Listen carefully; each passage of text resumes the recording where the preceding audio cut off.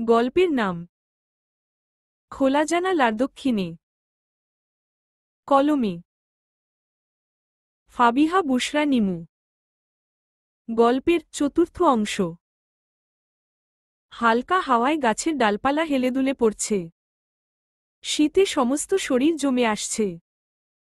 মুনতাসিমের সমস্ত শরীর অবশ হয়ে গিয়েছে। প্রায় 2 ঘন্টা ধরে দাঁড়িয়ে আছে। ঘড়ির কাঁটায় রাত 12টা বাজে।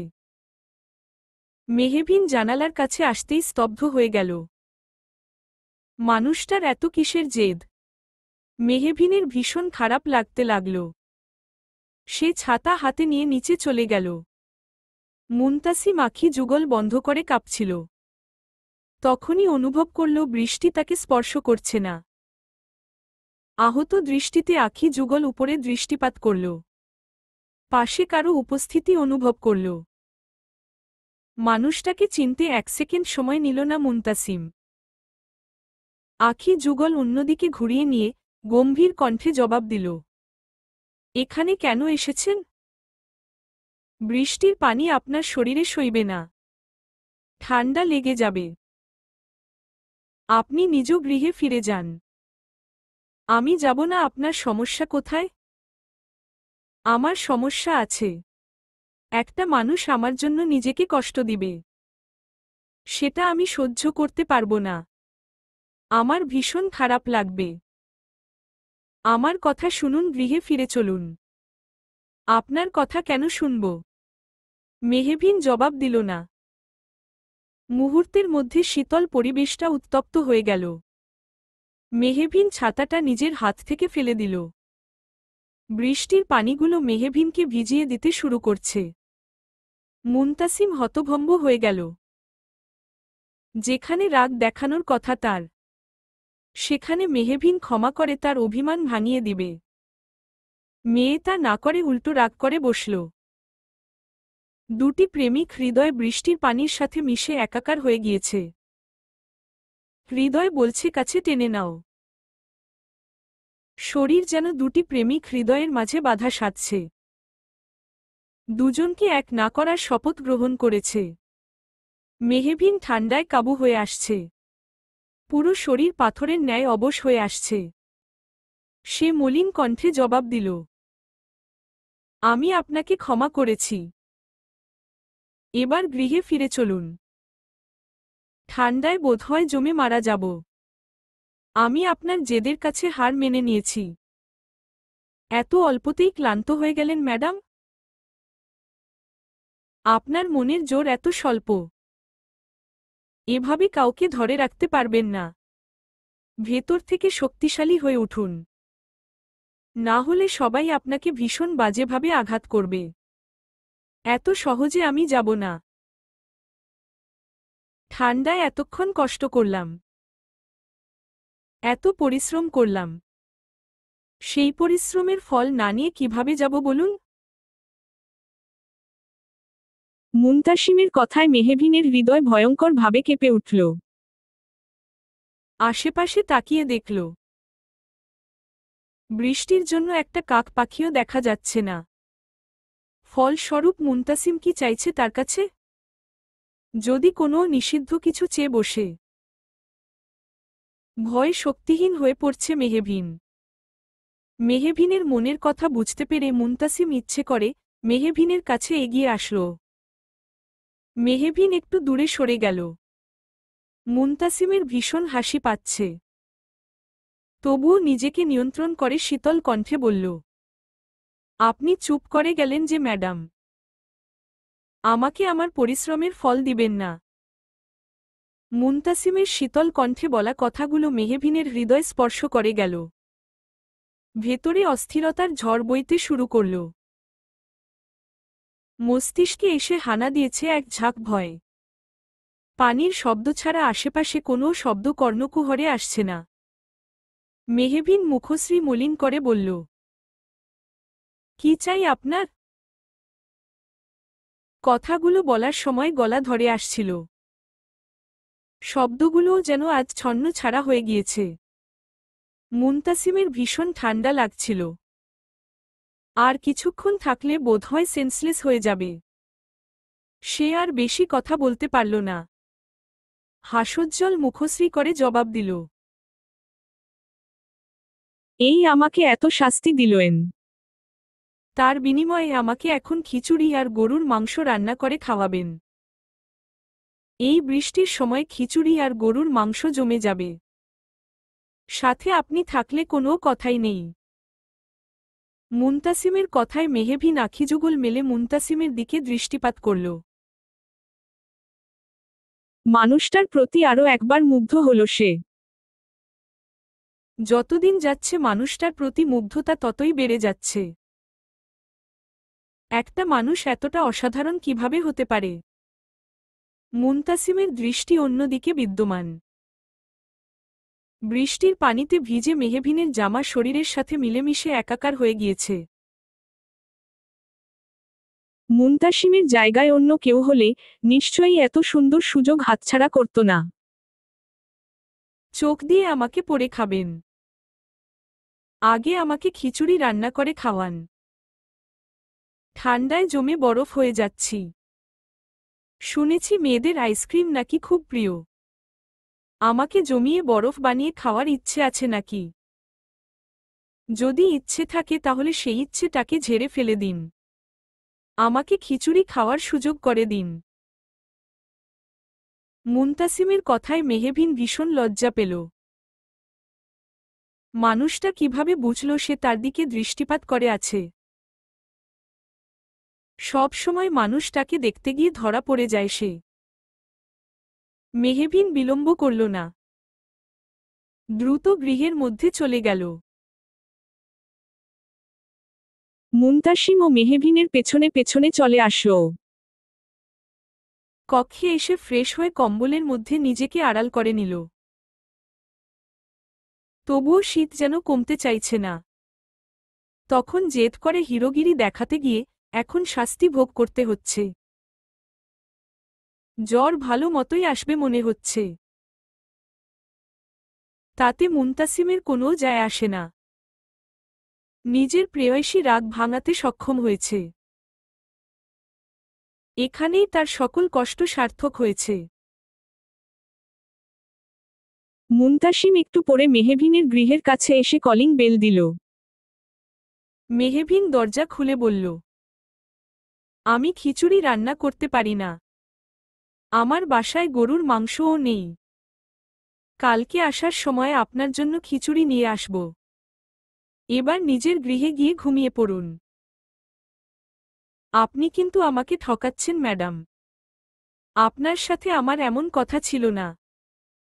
আপনি যদি আমাকে এখন খিচুড়ি রান্না করে না খাওয়ান, তাহলে আমি সারা রাত আপনার দরজা বাহিরে দাঁড়িয়ে থাকব। আপনার বাসায় মাংস নেই। সে কথা আপনি আমাকে আগে বলবেন না। আমার বাসায় গরুর মাংস আছে। আপনি একটু অপেক্ষা করুন। আমি এখনই নিয়ে আসছি।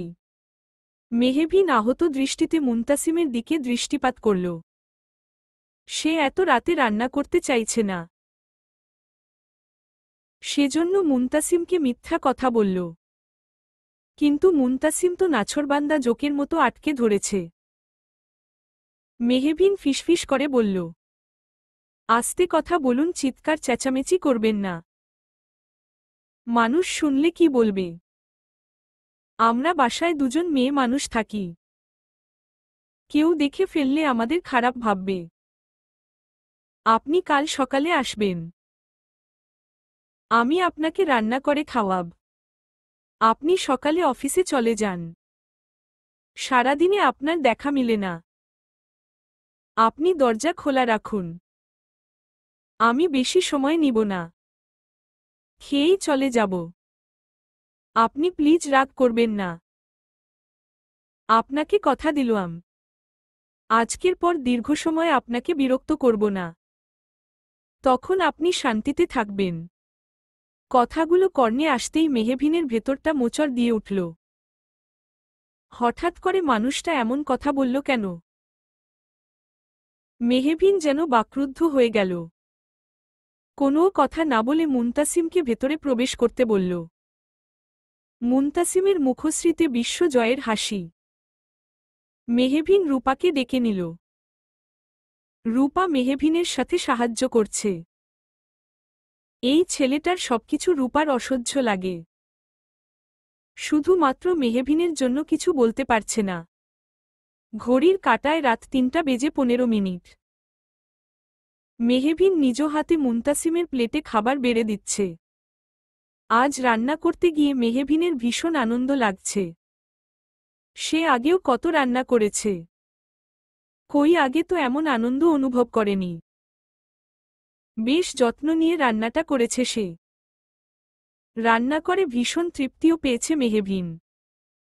আচমকা মুনতাসিমের আখিযুগল রক্তিম বর্ণ হয়ে আসতে শুরু করেছে।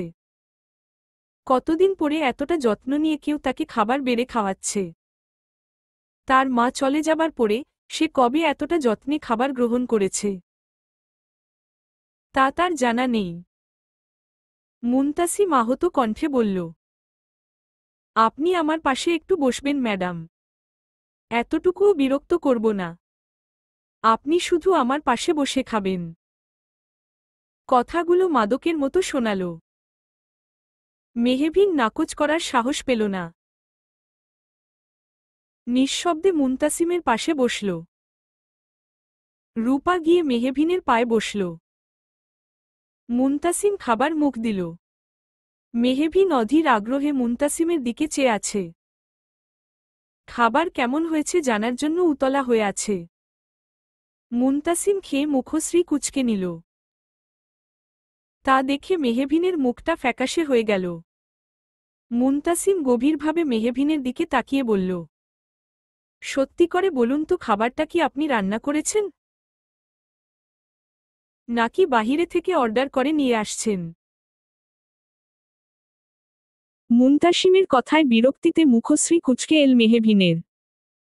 সে তার জন্য এত কষ্ট করে রান্না করল, আর মুনতাসিম তার রান্না নিয়ে মজা করছে। অভিমানে মুখশ্রী ঘুরিয়ে নিল। রাগান্বিত হয়ে জবাব দিল, আপনি রাত করে আমার সাথে মজা করছেন? এই মধ্যরাতে আমার জন্য কে দোকান খুলে বসে আছে?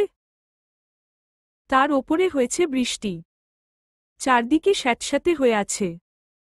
আপনি তাড়াতাড়ি খেয়ে নিজ গৃহে ফিরে যান। আপনি রেগে যাচ্ছেন কেন? আপনার রান্না ভীষণ সুন্দর হয়েছে। সব খিচুড়ি আর মাংস আমি একাই খাব। আপনারা এতটুকুও খাবেন না। খাবার টেবিলে থেকে দূরে সরুন। আপনার পেটে কি রাক্ষস আছে যে এতগুলো খাবার সব একাই খাবেন? আপনার চোখে কি রাক্ষস ধরেছে? এত বড় মানুষকে চোখ দিয়ে একা খিলে খান? মেহভিন স্তব্ধ হয়ে গেল। বিস্ময় নয়নে মুনতাসিমের দিকে দৃষ্টি করে আছে। রূপার সামনে তাকে ছোট না করলেই হতো না। মনটা বিষাদে পরিপূর্ণ হয়ে গেল। পরিবেশ জুড়ে নিস্তব্ধতা রাজত্ব করছে। মুনতাসিম দীর্ঘশ্বাস নিয়ে বলল, আমার শেষ একটা কথা রাখবেন ম্যাডাম। আমি আপনাকে একবার নিজ হাতে খাইয়ে দিতে চাই। আপনি না করবেন না। 2 লোকমা খাবার আমার হাতে থেকে আহার করুন। আমি ভীষণ আনন্দিত হব। 1 সেকেন্ডের জন্য বিরক্ত করব না। ভেতরে প্রবেশ করার আগে কি বলেছিলেন মনে আছে? বিড়াল যদি বলে আমি মাছ খাব না, আপনি বিশ্বাস করবেন? না। কেন? কারণ এটা বিশ্বাস করা কখনোই সম্ভব না। তাহলে আমি আপনাকে বললাম, আমি আপনাকে বিরক্ত করব না। এটা কেন বিশ্বাস করলেন? মেহভিন একরাশ হতাশা ভরা দৃষ্টি নিয়ে মুনতাসিমের দিকে তাকিয়ে আছে। রূপা দুজনের কাণ্ড দেখে মুখ চেপে হাসছে। মুনতাসিম মেহভিনের সামনে খাবার ধরল। মেহভিন বিনা বাক্য খেয়ে নিল। কি অপরূপ সেই মুহূর্ত! যার পুরুষ যত যত্নশীল তার নারী ততই ভাগ্যবান। এই মুহূর্তে এই কথাটাই মেহভিনের মস্তিষ্কে বিচরণ করছে। মুনতাসিম খেয়ে চলে গেল। যাবার আগে মেহভিনের সাথে ভালো করে কথাও বলল না। শুধু এতটুকু বলে গেল, ভালো থাকবেন, নিজের খেয়াল রাখবেন। আপনি মানুষটা আমার ভীষণ শখের। আপনার কিছু হয়ে গেলে আমি ভীষণ বাজেভাবে আঘাতপ্রাপ্ত হব। কথাগুলো বলে বিলম্ব করেনি। দ্রুত পায়ে স্থান ত্যাগ করেছে। শেষের কথাগুলো মেহবিনের হৃদয় ছিদ্র করে বের হয়ে যাচ্ছিল। অজানা কারণে ভেতরটা হাহাকার করে উঠছে। মনটা বিষাদে ছেয়ে যাচ্ছে। মন খারাপ গ্রাস করে ফেলছে তাকে। বুকটা ভারী হয়ে আসছিল। এই বুঝি মানুষটাকে আর দেখা হবে না। দীর্ঘশ্বাস নিয়ে কক্ষে চলে গেল মেহবিন। মুনতাসিম নেই আর 5 দিন হল। মানুষটাকে দেখার জন্য হৃদয়টা ভীষণভাবে অস্থির হয়ে আছে। সুযোগ পেলেই মানুষটাকে সে খুঁজেছে। শহরের অলি গলিও বাদ রাখেনি। মানুষটা বোধহয় এই শহরে নেই। প্রতিদিন দিনের মতো নিয়ম করে খোলা জানালার দক্ষিণের পাশে আখিযুগল স্থির হয়ে থাকে। এই বুঝে কেউ এসে বলবে, এভাবে চোখ দিয়ে আমার সর্বশান্ত করবেন না ম্যাডাম। আমি সমাজে মুখ দেখাতে পারব না। প্রতিদিন সকালে কেউ তার জন্য অপেক্ষা করে না। এতদিন যার জ্বালাতন সহ্য করতে না পেরে তাকে দূরে যেতে বলত, আজ সেই মানুষটা তার ছায়ার পাশেও আসে না। মানুষটাকে ছাড়া ভীষণ অসহায় বোধ করছে মেহবিন। ভেতরটা শূন্যতায় ভরে উঠেছে। অশ্রুকণাগুলো চোখের কার্নিশে এসেও থেমে যাচ্ছে। আজকাল বুকের ব্যথাটা ভীষণ বেড়েছে। সে কি অসহনীয় যন্ত্রণা করে। বুকটা খা খা করছে। ছুটে চলে যেতে ইচ্ছে করছে মানুষটার কাছে। গভীরভাবে আলিঙ্গন করে বলতে ইচ্ছে করছে, আমাকে এত মায়ে বেঁধে কোথায় পালিয়েছিলেন? আপনাকে ছাড়া ভীষণ অসহায় আমি। আপনার শূন্যতা আমাকে ভীষণভাবে পোড়াচ্ছে। আপনি ফিরে আসুন আমার না হওয়া মহারাজ। আমাকে প্রতিটি প্রহরে প্রহরে বিরক্ত করুন। আমি আপনাকে কিছু বলবো না। আমার আপনি হলেই হবে। আমার আর কিছু চাই না। আপনি ফিরে আসুন। দিন যায়, রাত যায়, প্রহের পর প্রহর চলে যায়। তবুও নির্দিষ্ট মানুষের দেখা মিলে না। কেটে গিয়েছে 2 মাস। মানুষটা যেন হাওয়ার মতো মিলিয়ে গেল। সাথে তৈরি করে দিয়ে গেল একরাশ হতাশা। মনটা তীব্র ব্যথায় ছটফট করে। ভেতরটা শক্তিহীনতায় ভুগছে। এই যে সে মানুষটার জন্য যন্ত্রণায় ছটফট করছে। মানুষটার কি তার কথা একটি বারের জন্য স্মরণ হচ্ছে না? মানুষ এতটা স্বার্থপর কিভাবে হতে পারে? মনটা অসুস্থ হয়ে পড়েছে। আজকাল কিছুই ভালো লাগে না তার। সবকিছু বিষাদ গ্রাস করে ফেলছে। যত দিন যায় মেয়েটা তত ছন্ন ছাড়া হয়ে যাচ্ছে। এর মাঝে রাইমা বেগম মেয়ের বাসায় এসে 7 দিন থেকে গিয়েছে। তার প্রাণবন্ত মেয়েটা হঠাৎ করে শান্ত নদীর মতো থম মেরে গেল কেন? সেটাই তার সরল মস্তিষ্কে ঢুকছে না। মানুষ একটা বয়সে এসে একাকিত্বে ভুগে, একাকিত্ব মানুষকে ভয়ঙ্করভাবে ধ্বংস করে দেয়। মেয়েটার যথেষ্ট বয়স হয়েছে। মেয়েটাকে একটা পবিত্র বন্ধনে আবদ্ধ করতে হবে। তাকে 1000 বার বলা হয়েছে। কাকে বিয়ে করেছিস? সে একটাই জবাব দেয়, সে বিয়ে করেনি। সবকিছু দেখে সবাই মেনেই নিল মেহবিন বিয়ে করেনি। শরীর অসুস্থ হলে শরীরে ডক্টর দেখালে ঠিক হয়ে যায়। কিন্তু হৃদয় যে হুটহাট রক্তক্ষরণ হয়। মনটা বাজেভাবে অসুস্থ হয়ে পড়ে বিধাতা মনের ডক্টর কেন তৈরি করেনি? ভেতরটা যে যন্ত্রণায় জলে পুড়ে খাক হয়ে যাচ্ছে। এই উত্তপ্ত হৃদয়কে কিভাবে সে শীতল করবে? রাতে সূর্য থাকে না। তবুও মানুষ কেন দিনের চেয়ে রাতে বেশি পুড়ে? আকাশ পানে চেয়ে নির্বিকার প্রশ্ন মেহবিনের। সে তো এমন ছিল না। একটা ছলনাময়ী পুরুষ তার হৃদয় হরণ করে পালিয়েছে। তাকে করে দিয়েছে উন্মাদ ছন্ন ছাড়া। তার গভীর আখিযুগলের মায় করেছে আসক্ত। শুনেছি হাত ধরলে মানুষ ছেড়ে চলে যায়। তাই সে আমার মনে ধরেছিল। আমি তাকে কিছুতেই ভুলতে পারছি না। কথাগুলো ভাবতেই বুকটা ভারী হয়ে আসলো। আজকাল অশ্রুকণাগুলো খুব সহজে চোখ ভেজাতে চায় না। নির্জন কোনো স্থানে গিয়ে ইচ্ছেমতো অশ্রু বিসর্জন দিতে ইচ্ছে করে। কাউকে গভীরভাবে আলিঙ্গন করে বলতে ইচ্ছে করে, আমি ভালো নেই।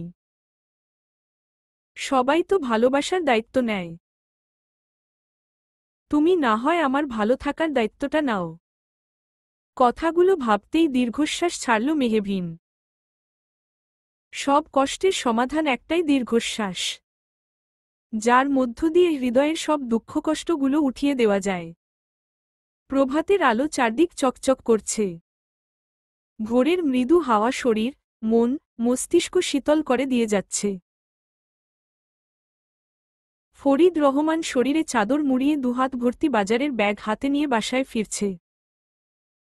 প্রতি সপ্তাহে হাটের দিন বাজার করেন তিনি।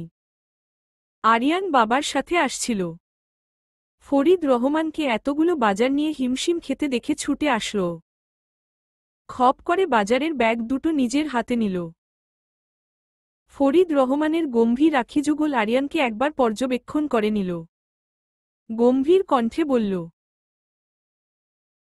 এসব কেমন ধরনের ভদ্রতা আরিয়ান? আমার অনুমতি না নিয়ে তুমি কেন আমার হাত থেকে ব্যাগ কেড়ে নিলে? আপনি আমাকে নিজের ছেলে মনে করতে না পারেন চাচা। আমি আপনাকে নিজের বাবা মনে করি। আমি যে অন্যায় করেছি, তার জন্য যদি আপনি আমাকে খুন করে ফেলেন, আমি মুখ দিয়ে দুটো বাক্য উচ্চারণ করব না। আপনি মুখে যতই বলুন আপনি আমাকে ক্ষমা করে দিয়েছেন, আসলেও আপনি আমাকে মন থেকে ক্ষমা করতে পারেননি। এভাবে আমাকে পোড়াবেন না চাচা। আমার একটা ব্যবস্থা করে দিন, না হয় আমাকে ভাতের সাথে বিষ দিয়ে মেরে ফেলুন। আমি যে আর অপরাধের যন্ত্রণা সহ্য করতে পারছি না। তখনই পাশে থেকে কেউ একজন বলে উঠল, কি দরকার ভাই অন্যের জন্য অপেক্ষা করার?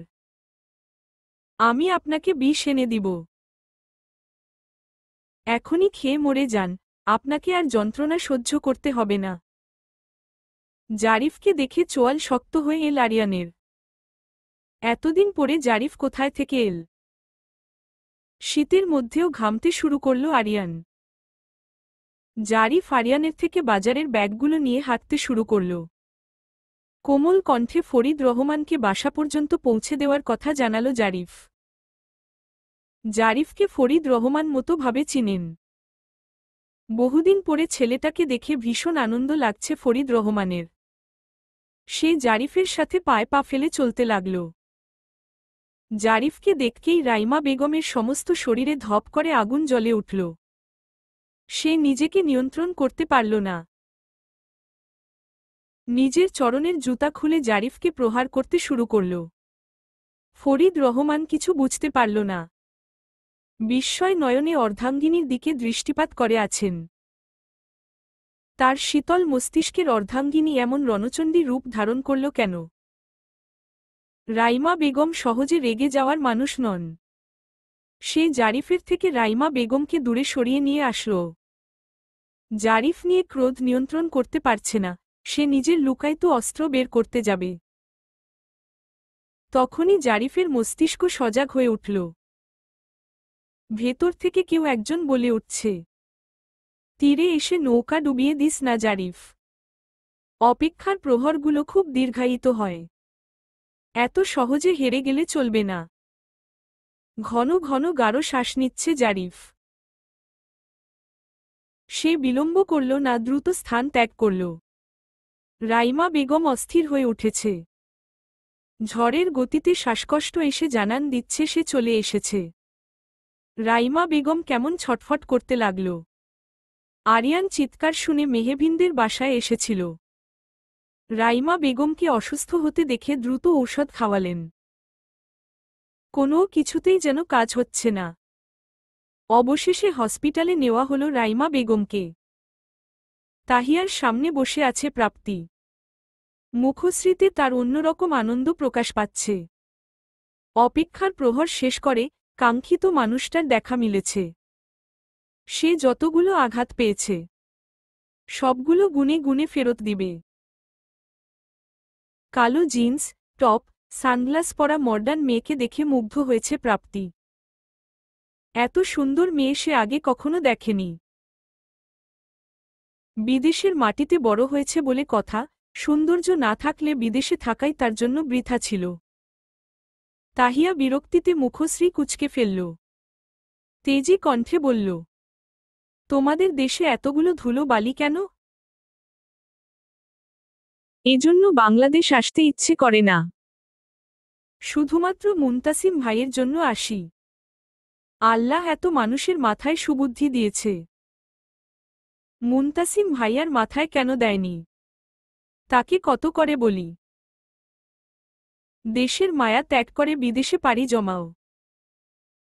তার এক কথা, দেশে থাকবে, দেশের মানুষের সেবা করবে। জনগণের সেবা করে তার কি লাভ হচ্ছে? আমি তার ক্রোধের কাছে দমে যাই, সেজন্য কিছু বলতে পারি না। তুমি তো সে বাড়ির বউ, তুমি মামাদের কিছু বলতে পার না। আমি চৌধুরী বাড়ির বউ হয়ে এসব কথা কিভাবে বলবো বল? সেজন্য তোমাকে দেশে আসতে বলেছি। তোমার ভাই একজন মন্ত্রী মানুষ, তার ক্ষমতাই আলাদা। তাকে একটা বাক্য উচ্চ শব্দে বলা যায় না। আমার বিশ্বাস তুমি পারবে মুনতাসিম ভাইয়ের এলোমেলো জীবনটা গুছিয়ে দিতে। তোমাকে আমার বড় যা হিসেবে দেখতে চাই। মানুষটা প্রচুর অনিয়ম করে চলাফেরা করে। আমি চাই তুমি তাকে নিয়মের মধ্যে নিয়ে চলে আসো। তোমাকে প্রচুর পরিশ্রম করতে হবে। মুনতাসিম ভাইয়ের বউ হবার জন্য প্রস্তুত তো তাহিয়া? প্রাপ্তির কথায় লজ্জায় মুখশ্রী লাল হয়ে আসলো তাহিয়ার। সে মুখে অনেক বড় বড় কথা বললেও মুনতাসিমের বউ হবার কথা শুনলেই ভীষণ লজ্জা পায়। মেয়েটা বাহির থেকে কঠিন হলেও ভেতর থেকে ভীষণ বোকা। কেউ তার প্রশংসা করলে সে গলে যায়, আর অপর পাশের মানুষটাকে অন্ধের মতো বিশ্বাস করতে শুরু করে। আমি তোমার যাই, আমাদের বিয়ে অনেক আগেই হয়ে গিয়েছে। কথাগুলো বলেই লজ্জা লতা গাছের ন্যায় মিয়ে গেল তাহিয়া। প্রাপ্তি বিস্ময় নয়নে তাহিয়ার দিকে দৃষ্টিপাত করে আছে। চৌধুরী বাড়ির প্রতিটি মানুষের মধ্যে কেমন জানি রহস্য লুকিয়ে আছে। প্রাপ্তি চৌধুরী বাড়ির মানুষের হিসেবে মিলাতে পারে না। মাথা কেমন জানি ঘুরছে।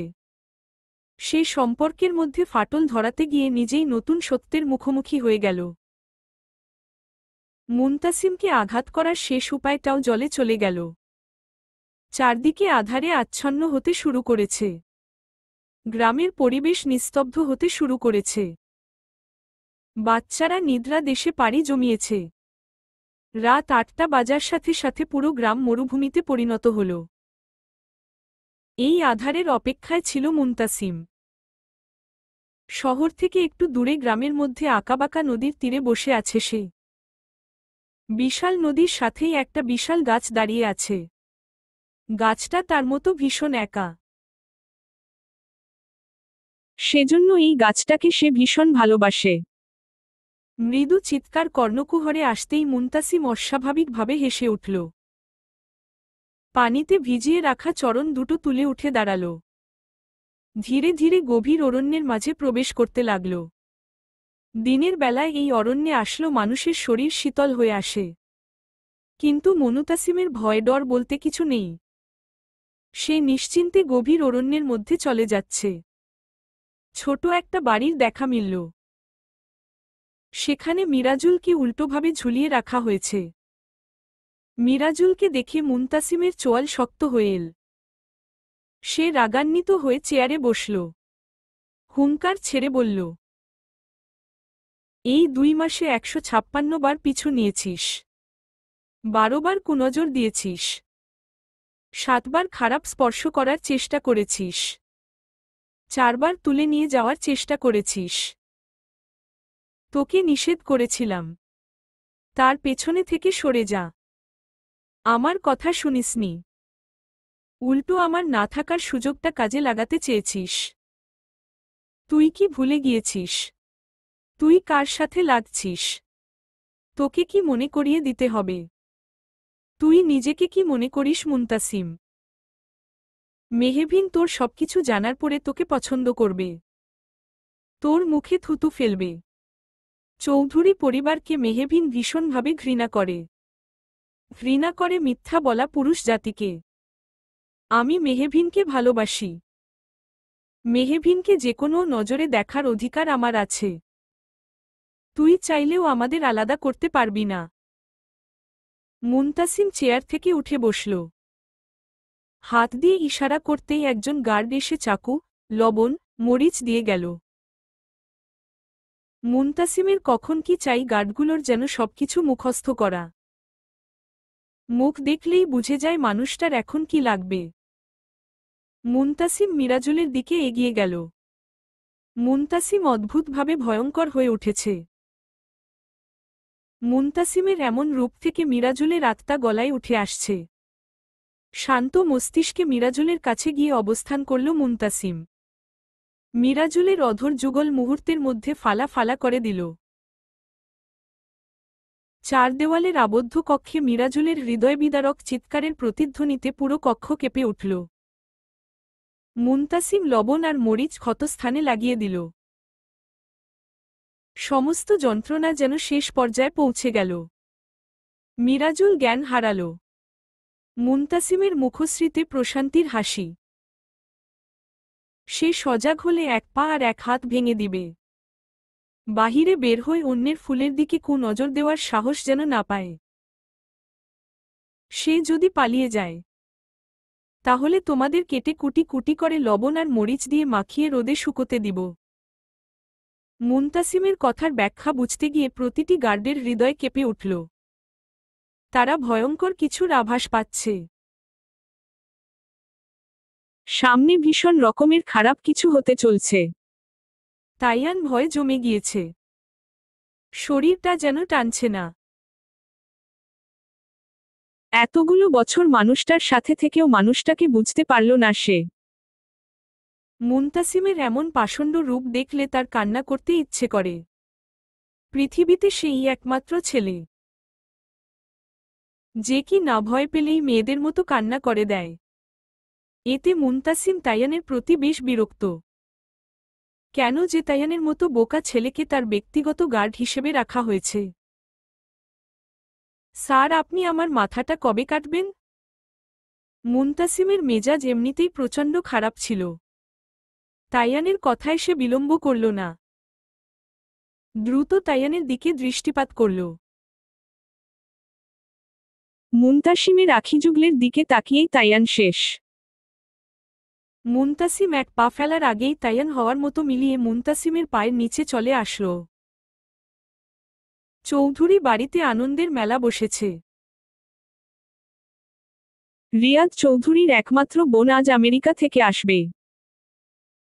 বিয়ের 2 বছর পর সুফিয়া চৌধুরী স্বামী সন্তান নিয়ে প্রবাসে পাড়ি জমান। দীর্ঘ কয়েক বছর তিনি দেশে আসেনি। বহু বছর পরে নিজের প্রাণপ্রিয় বোন বাসায় আসবে শুনে চৌধুরী বাড়িতে ঈদ লেগে গেছে। সকাল থেকে রান্নার কাজ শুরু হয়ে গিয়েছে। সমস্ত বাড়ি পরিষ্কার পরিচ্ছন্ন করা হচ্ছে। পরিবারের প্রতিটি মানুষের মুখশ্রীতে সুখ এসে ধরা দিল ও ধরা দেয়নি একটি মানুষের মুখশ্রীতে, সে হল মুনতাসিম। সে নিজের কক্ষে বসেছিল। ভেতরটা চূর্ণ বিচূর্ণ হয়ে যাচ্ছে। আজকের দিনটা তার বাবা কি করে ভুলে গেল। নিজেকে এতটা অসহায় বোধ হয় কোনোদিন লাগেনি। আখিযুগল অসম্ভবভাবে রক্তিম বর্ণ ধারণ করেছে। তখনই নিজের কক্ষে কারো উপস্থিতি অনুভব করল মুনতাসিম। সে জানে কে এসেছে তার কক্ষে। সে ছাড়া কারো সাহস হবে না তার কক্ষে অনুমতি না নিয়ে ভেতরে প্রবেশ করার। রিয়াদ চৌধুরী ছেলের মাথায় হাত রাখতেই মুনতাসিম দ্রুত হাত সরিয়ে দিল। রাগান্বিত হয়ে বলল, ছোবেন না আপনি আমাকে। আপনার মতো নিকৃষ্ট মানুষ আমি দুটো দেখিনি। কিভাবে পারলেন আজকের দিনটা ভুলে যেতে? সবাই ঠিকই বলে মা মারা গেলে বাপ হয়ে যায় তাওই। একটা মানুষ মারা গিয়েছে, সেই সাথে মানুষটার প্রতি গুরুত্ব, ভালোবাসা, মায়া, টান সবকিছুও কি উঠে গিয়েছে। মানুষটাকে আপনি ভুলেই গিয়েছেন। আপনার মতো বাবার আমার দরকার নেই। আপনি থাকুন আপনার পরিবার নিয়ে, আমি আর আসব না আপনার পরিবারের আনন্দ নষ্ট করতে। আমি আসি আমার পেশার জন্য, জনগণকে ভালো রাখার শপথ গ্রহণ করেছি। তাদের ভালো রাখার দায়িত্ব আমার। আমি নিজের দায়িত্ব থেকে সরে আসতে পারছি না বলেই বারবার এখানে আসছি। মুনতাসিম আমার বাবা, তুমি নিজেকে শান্ত কর। তুমি ভাবছ আমি সব ভুলে গিয়েছি। আমি বদলাইনি, বাবার সময় আমাকে চুপ থাকতে শিখিয়ে দিয়েছে। আমি আমার ব্যথার কথা ভেবে যদি সবার আনন্দ নষ্ট করে দেই, তাহলে মানুষ আমাকে স্বার্থপর বলে উপাধি দিবে। আমি স্বার্থপর হতে চাই না বাবা। সেজন্য নিজের ব্যক্তিগত দুঃখগুলোকে নিজের কাছেই রাখতে চাই। সেগুলো বাহিরে প্রকাশ করে হাসি ঠাট্টার পাত্র হতে চাই না। আমি যাব তোমার মায়ের কবরের কাছে, তুমিও আমার সাথে যাবে। আপনার মতো মানুষের আমার মায়ের কবরের কাছে যেতে হবে না। আপনি বরঞ্চ আপনার পরিবারকে সময় দিন। যে সময়টা আমার মায়ের কবরের কাছে গিয়ে অপচয় করবেন, সেই সময়টুকু আপনার পরিবার ছেলে মেয়েকে দিন। তাদের কাছে আপনি অনেক মহান মানুষ হয়ে উঠবেন। আমি কি আমার কাছে মহান হতে হবে? আমার মতো মা নেই। আমাকে এত প্রাধান্য দিতে হবে কেন? যার মা নেই তার কেউ নেই। আপনি একদম আমার সাথে কথা বলবেন না। কথাগুলো বলেই মুনতাসিম কক্ষ থেকে বের হয়ে গেল। রিয়াদ চৌধুরী অশ্রুসিক্ত নয়নে ছেলের যাওয়ার দিকে দৃষ্টিপাত করে আছেন। নিজেকে আজকাল ভীষণ অপরাধী বলে মনে হয়। ছেলের ভালো চাইতে গিয়ে ছেলের জীবনটা বিষাদময় করে তুলল। বুকটা হাহাকারে ভরে উঠছে। ভেতরটা তীব্র যন্ত্রণা ছটফট করছে। দ্বিতীয় বিয়ে করাটাই যেন জীবনের সবচেয়ে বড় ভুল বলে মনে হচ্ছে। সাহেলা প্রতিটি মুহূর্তে মুনতাসিমকে বুঝিয়ে দিয়েছে, সৎ মা কখনো আপন মা হতে পারে না। ভাই বোনকে করেছে আলাদা। মুনতাসিমকে দিয়েছে বুক ভরা যন্ত্রণা। সেই যন্ত্রণায় মুনতাসিম প্রতিটি মুহূর্তে জলে পুড়ে ছারখার হয়ে যাচ্ছে। রিয়াদ চৌধুরী মলিন মুখশ্রী করে সোফায় গিয়ে বসল। আমান চৌধুরী এসে ভাইয়ের পাশে বসে বুকে আগলে নিলেন। ভাইটা তার ভীষণ আবেগী। সে ছোট হয়ে যতটুকু বুদ্ধি অর্জন করেছে, তার বড় ভাই হয়ে সেটুকুও অর্জন করতে পারেননি। সে কোমল কণ্ঠে বলল। মুনতাসিম রাগ করে বের হয়ে গেল। আজ তার ফুপি আসবে। সে কি জানে না, ভদ্রতা বজায় রাখার জন্য হলে ও তার বাসায় থাকা উচিত ছিল। আজকের দিনে ছেলেটা আমার মা হারা হয়েছিল। সারা বছর তার মায়ের কবরের কাছে সময় দেই না। আজকের দিনটাই ও আশা করে তার সাথে তার মায়ের কবরের পাশে বসে সারাদিন সময় দিব। ছেলেটাকে বোঝাতে পারি না। ভেতরটার খবর শুধু আল্লাহই ভালো জানেন। রিয়াদ চৌধুরীর কথা স্তব্ধ হয়ে গেল আমান চৌধুরী। তার তো মনেই ছিল না। মুহূর্তের মধ্যে মনটা বিষাদে ভরে গেল। প্রতি বছর এই দিনটায় বাবা ছেলের ভীষণ মনমালিন্য তৈরি হয়। সময়ের সাথে আবার সবকিছু ঠিক হয়ে যায়। এসব দেখতে দেখতে অভ্যস্ত হয়ে গিয়েছে সবাই। সাহেলাও নিজের স্বামীকে সতীনের কাছে যেতে দিবে না বলে নানান রকমের অশান্তি তৈরি করেন। পরিবেশটা কেমন বিষাদের ছেয়ে গেল। মায়ের কবর জিয়ারত করে মুনতাসিম নিজের বৃদ্ধাশ্রমে দিকে অগ্রসর হল। বাসা থেকে 10 মিনিটের দূরত্বে অবস্থান করছে বৃদ্ধাশ্রমটি। সে মায়ের মৃত্যুবার্ষিকীর দিন এই আশ্রমে এসে সময় কাটায়। ছোট ছোট বাচ্চারাও এই আশ্রমে থাকে। তারা প্রতি বছর এই দিনের জন্য অপেক্ষা করে। আজকে মুনতাসিম তাদের সময় দিবে। মুনতাসিম তাদের ভীষণ ভালোবাসার মানুষ। মুনতাসিম আসতেই আশ্রমে হইচই পড়ে গেল। প্রতিটি মানুষের মুখশ্রীতে সে কি মণিমুগ্ধকর হাসি। এই হাসতেই মুনতাসিমের বুকটা প্রশান্তিতে ভরে ওঠে। বাচ্চারা মুনতাসিমকে ঘিরে ধরেছে। হই হুল্লোড় করে পুরো আশ্রম মাতিয়ে তুলেছে। কিছু মুহূর্তের জন্য মুনতাসিমের সমস্ত দুঃখ হাওয়ায় মিলিয়ে গেল। বাচ্চাদের সাথে সে মিশে গেল। বাচ্চারা তাদের প্রতিভা তুলে ধরছে। মুনতাসিম সবাইকে চকলেট দিল। আজকের দিনে আশ্রমটা অন্য দিনের তুলনায় একটু বেশিই মেতে থাকে। মুনতাসিম অদ্ভুতভাবে অনুভব করছে। তার যখন দুঃখ হয় তখন তার মেহবিনের কাছে ছুটে চলে যেতে ইচ্ছে করে। প্রেয়সীর সাথে একান্তে কিছু সময় উপভোগ করতে ইচ্ছে করে। এত আনন্দের মাঝে মেয়েটার শূন্যতা কুড়ে কুড়ে খাচ্ছে তাকে। সে শুধু অবসর সময়ে মেহবিনে কাছে যায়। কাজের ব্যস্ততা থাকলে কখনো ফোন দিয়ে খোঁজ নেয়নি। সে কি মেহবিনকে প্রয়োজনে ব্যবহার করছে? কথাগুলো ভাবতেই অন্তর আত্মা কেঁপে উঠল। সে তো দেখতে চেয়েছিল তার অনুপস্থিতিতে মেহবিন অস্থিরতা অনুভব করে কিনা, তাকে দেখার তৃষ্ণায় মেহবিনের আখিযুগল ছটফট করে কিনা, তার শূন্যতা মেহবিনকে কাবু করে কিনা। এসব পরীক্ষা করতে গিয়ে মেয়েটাকে বেশি কষ্ট দিয়ে ফেলছে না তো আবার? কথাগুলো ভাবতেই ভেতরটা অস্থিরতায় ছটফট করতে লাগল। আজকে ভীষণ করে পাখি হতে ইচ্ছে করছে। দুটো ডানা মেলে মেহবিনের কাছে চলে যেতে ইচ্ছে করছে। মুনতাসিম আজ বেশি দেরি করল না। গাড়িতে উঠতে যাবে তখনই একজন বৃদ্ধা মহিলা আসল। মুনতাসিমের দিকে চেয়ে ভাঙা ভাঙা কণ্ঠে বলল, আপনি মুনতাসিম বাবা না? আপনার জন্য আমি মেলা দিন ধরে অপেক্ষা করছি। আমাগো এলাকার মেয়রারে কতবার যে কইছি। আমার বাড়ি তো একটা ভালো টয়লেট নাই। আমার বাড়ি তো একটা ভালো টয়লেট দিয়া দেন। তিনি আমার কথা শুনে না। বলে দিব বলেও দেয় না। সবাইরে দেয়, শুধু আমারে দেয় না। কেন বাবা, আমি মানুষ না? আমি কি তারে ভোট দেইনি? আপনার তো মেলা ক্ষমতা বাবা। আপনি একটু হেরে বইলেন তো, যাতে আমার বাড়ি তো একখানা টয়লেট বসায় দিয়া যায়। আপনি কইলে ঠিক শুনবে। বৃদ্ধা মায়ের কথায় মুনতাসিমের হৃদয় স্পর্শ করে গেল। মানুষ কতটা অসহায় হলে এভাবে বলে। মুনতাসিমের ভীষণ রাগ হল। সে বৃদ্ধার মাথায় হাত বুলিয়ে বলল, আপনার বাসায় কল আছে আম্মা?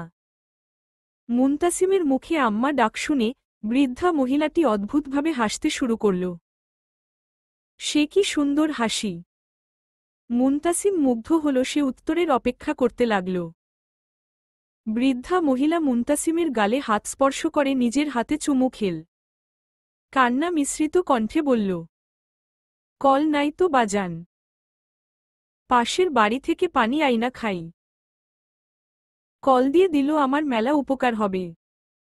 কিন্তু মেয়র সাহেব কি আমারে এত কিছু দিব? আপনি চিন্তা করবেন না আম্মা। আপনি সময় মতো সবকিছু পেয়ে যাবেন। তাইয়ান, তুমি কালকের মধ্যে সবকিছু ব্যবস্থা করে দিবে। কথাগুলো বলেই বৃদ্ধার হাতে 2000 দিয়ে বলল, এই টাকা দিয়ে আপনি ঔষধ কিনে খাবেন। আর কোনো দরকার হলে আমাকে বলবেন।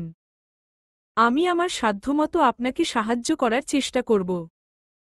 কথাগুলো বলেই চলে গেল। বৃদ্ধা নিজের শাড়ির আঁচল দিয়ে অশ্রুকণাগুলো মুছে মুনতাসিমের জন্য দোয়া করতে করতে বাড়ির দিকে চলে গেল। পশ্চিম আকাশ জানান দিচ্ছে সূর্য মামার বিদায়ের সময় হয়ে এসেছে। ক্লান্ত শরীর নিয়ে মাত্র মুনতাসিম গাড়ি থেকে নামল। বাসায় না গিয়ে সোজা মাঠের দিকে চলে গেল। সে জানে প্রতিদিনের মতো আজও মেহবিন এখানে আসবে। আজকে এসে যখন তাকে দেখবে, তখন মেহবিন কি করবে? অভিমানে মুখ ঘুরিয়ে চলে যাবে, নাকি অস্থির হয়ে জানতে চাইবে আপনি এতদিন কোথায় ছিলেন? আজকে মেহবিন রাগ করলে সে মেহবিনের রাগ ভাঙাতে ভীষণ বাজেভাবে ব্যর্থ হবে। আজকে তার হৃদয়টা ক্ষত বিক্ষত হয়ে আছে। মুনতাসিমের ভাবনার মাঝে এক মায়াবী মুখশ্রী তার সামনে এসে স্থির হয়ে গেল। দুজন দুজনের দিকে নিষ্পলক চাহনিতে দৃষ্টিপাত করে আছে। মেহবিনকে দেখা মাত্রই তার নিজেকে গভীরভাবে অসহায় মনে হচ্ছে। একটা অসহায় মানুষ যেমন খাবার পেলে আনন্দিত হয়। মেহবিনকে পেয়ে মুনতাসিম আবেগে উৎফুল্ল হয়ে গেল। হিতাহিত জ্ঞান শূন্য হয়ে উঠে এসে মেহবিনকে আলিঙ্গন করল। প্রথম কোনো পুরুষের স্পর্শ পেয়ে বুকটা কেঁপে উঠল মেহবিনের। অভিমানের পাল্লাকে গ্রাস করে নিল একদল ক্রোধ। সে সর্বোচ্চ শক্তি প্রয়োগ করে মুনতাসিম সরিয়ে দিল। রাগান্বিত হয়ে বলল, আপনারা সব পুরুষ এমন কেন? একটু সুযোগ পেলেই ছুঁয়ে দেওয়ার চেষ্টা করেন। পুরুষ জাতির রক্তে কি লিখা আছে? নারীকে একা পেলেই ছুঁয়ে দিতে হবে। নারীকে ভালোবাসা কি আপনার মা আপনাকে শেখায় নাই? আপনার মাও তো একজন নারী। পারবেন এভাবে আপনার মাকে ছুঁয়ে দিতে? মেহবিনের কথায় মুনতাসিমের মস্তিষ্ক টগবগ করে উঠল। পরক্ষণেই মনে হল সে আবেগের বশে কতবড় ভুল করে ফেলছে। মেহবিন কি তাকে ভুল বুঝল? সে তো এমনটা করতে চায়নি। আখি যুগল রক্তিম বর্ণ হয়ে আসছে। মেহবিন বিলম্ব করল না। দ্রুত পায়ে বাসার দিকে অগ্রসর হল। মেহবিন যে তাকে বুঝতে পারল না, সেটা ভেবেই মুনতাসিমের আখি যুগলের পাতা ভিজে আসছে। এই মেয়েটার কাছে আসলোই সে অসহায় হয়ে পড়ে। হারিয়ে যায় তার ভেতরের আত্মসম্মানবোধ, বেহায়া হয়ে যায় সে। মুনতাসিম নিজের দুঃখ কষ্টগুলোকে দূরে ঠেলে দিয়ে মেহবিনের পেছনে ছুটল। আপনি আমায় ভুল বুঝছেন। আমি আসলো এমনটা করতে চাইনি। আপনি হঠাৎ করে আমার সামনে চলে আসলেন। আমি নিজেকে নিয়ন্ত্রণ করতে পারিনি। আপনি অনুগ্রহ করে চলে যাবেন না। আপনি একটু বসুন, আপনার সাথে আমার কথা আছে। আমি এই রাত্রিকালে আপনার পাশে বসে আপনার খাবার হতে চাই না। আমি একটা মানুষের সাথে বন্ধুত্ব করেছিলাম, কোনো নরপিশাচের সাথে না। একটা নরপিশাচের খাদ্য হবার থেকে আত্মহত্যা করা ঢের ভালো। মেহবিনের কথাগুলো মুনতাসিমের বুকে ধারালো অস্ত্রের মতো গিয়ে বিঁধল। মুহূর্তের মধ্যে ভেতরটা রক্তাক্ত হয়ে গেল। এতটুকু ভুলের জন্য মেয়েটা তাকে এতটা জঘন্য ভাবল। মেহবিন ঠিকই বলেছে, দোষ তার। সে কেন নিজেকে নিয়ন্ত্রণ করতে পারল না? কেন সে আবেগে উৎফুল্ল হয়ে গেল? এটাই তার প্রাপ্য ছিল। সে সব দোষ নিজের কাঁধে তুলে নিবে। তবুও নিজের প্রেয়সীর এতটুকু দোষ কারো সামনে তুলে ধরবে না। করুণ চোখ মেহবিনের দিকে চেয়ে আছে মুনতাসিম। মেহবিন মুনতাসিমকে উপেক্ষা করে চলে গেল। মুনতাসিম বুকের মধ্যে অসহনীয় যন্ত্রণা নিয়ে মেহবিনের যাওয়ার দিকে দৃষ্টিপাত করে আছে। হয়তো কেউ তার আড়ালে তার জন্য অশ্রু বিসর্জন দিচ্ছে। কিন্তু মুনতাসিম জানতেই পারল না। নিজের কক্ষে গম্ভীর হয়ে বসে আছেন জাফর ইকবাল। মুখশ্রীতে তার বিরক্তির ছাপ স্পষ্ট। 5টা বছর ধরে হেরে যাবার আগুনে জ্বলে পুড়ে দগ্ধ হচ্ছেন তিনি। এবারের নির্বাচনে যে করেই হোক তাকে উত্তীর্ণ হতেই হবে। সময় হাতে বেশি নেই। সামনে নির্বাচন, এবার সে কিছুতেই বাচ্চা ছেলেটার কাছে হেরে যাবে না। তার তিলে তিলে গড়ে তোলা সাম্রাজ্য এইটুকু বাচ্চা ছেলের হাতে চলে গেল। জনগণ তার মাঝে কি পেল? 20 বছর ধরে সে রাজনীতির সাথে যুক্ত আছে। আর দুদিন ধরে রাজনীতিতে এসেই ছেলেটা সবার ভীষণ প্রিয় হয়ে উঠল। একবার মনোনয়ন পেয়েই সে উত্তীর্ণ হয়ে গেল। মাঝে মাঝে মুনতাসিমের প্রতি তার ভীষণ ঈর্ষা হয়। এবার তাকে শক্ত হাতে মাঠে নামতে হবে। দরকার পড়লে সকলের প্রিয় মুনতাসিকে ধরনীর বুক থেকে মুছে ফেলবে। কাজটা কি এতই সহজ হবে? মুনতাসিমের মুখশ্রীতে বিষণ্ণতার ছাপ স্পষ্ট। ধরনীর সকল মানুষের প্রতি ভীষণ অভিযোগ জমেছে। কেন ভালোবাসে না তাকে? সে একটু অসহায়ত্ব দেখিয়েছে বলে সবাই তাকে অসহায় মনে করবে। একতরফা কোনো কিছুই হয় না। একটা মানুষকে সে মূল্য দিয়ে যাবে, আর বিপরীত পক্ষের মানুষটা তাকে অবহেলা করে চলে যাবে। ভালো না বাসুক মানুষ হিসেবে সম্মানটুকু তো দিতে পারে। একটা দিন সময় পেয়ে এক পলক দেখার জন্য এসেছিল সে। কাল সকালেই চলে যাবে আর আসবে না। কিন্তু মন তো আর মানে না, তাই ছুটে চলে আসে। মুনতাসিম তাইয়ানকে ডেকে বলল, যাও আমার জন্য ঘুমের ঔষধ নিয়ে আসো। স্যার, আপনাকে ডক্টর ঘুমের ঔষধ খেতে নিষেধ করেছে। আমি তোমাকে ঔষধ নিয়ে আসতে বলেছি নাকি কে কি বলেছে সেটা জানতে চাইছি। তাইয়ানের মস্তক নত হয়ে গেল। কণ্ঠনালী দিয়ে আর কোনো বাক্য উচ্চারিত হল না। সে নিঃশব্দে কক্ষ ত্যাগ করে ঔষধ আনতে চলে গেল। এটা কি তার নিজের এলাকা যে গিয়ে চাইলেই ঔষধ দিয়ে দিবে? কথাগুলো ভাবতে ভাবতে যাচ্ছিল তাইয়ান। তখনই মেহভিনের সাথে দেখা। মেহভিন নিম্ন কণ্ঠে বলল, কোথায় যাচ্ছেন ভাইয়া? স্যারের জন্য ঔষধ নিয়ে আসতে। বন্ধু থেকে স্যার হয়ে গেল।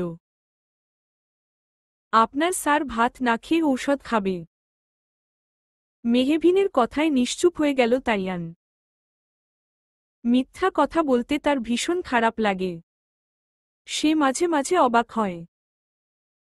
একই এলাকার মানুষ হয়ে সে কেন মুনতাসিমকে চিনে না? সবাই মুনতাসিমকে এক নামে চিনে। পথেঘাটে তার পোস্টারের ছড়াছড়ি। এই মেয়েটা সবকিছু জেনে শুনে অভিনয় করে নাকি? তবে মেয়েটা যাই করুক না কেন, মেয়েটার জন্য তার স্যার ভালো থাকে। এই কথাটা ভাবতেই বুকটা প্রশান্তিতে ভরে উঠল। অদ্ভুতভাবে তাইয়ান হেসে মেহভিনকে বলল, স্যার সারাদিন কিছু খায়নি। এখানে এসে আপনার জন্য অপেক্ষা করছিল। আপনি খারাপ ব্যবহার করার কারণে স্যার ভীষণ আঘাতপ্রাপ্ত হয়েছে। ডক্টর স্যারকে ঘুমের ঔষধ খেতে নিষেধ করছে।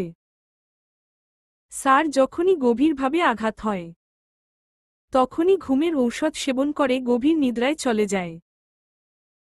মেহভিনের ভীষণ খারাপ লাগল তাইয়ানের কথা শুনে। বাসায় এসে সে গভীরভাবে অনুতপ্ত হয়েছে। মানুষটা এতদিন পর এল, তা ও বিধ্বস্ত অবস্থা। তার উচিত ছিল আগে সবকিছু জানা। কিন্তু সে নিজেকে নিয়ন্ত্রণ করতে পারেনি। কোনো পুরুষ স্পর্শ করলেই অতীতে কালো ছায়া তাকে কাবু করে ফেলে। মনের শহরে মিছিল করে বলে সব পুরুষ জাতি এক। সুযোগ পেলেই নারীকে লুফে নেওয়ার চেষ্টা করে।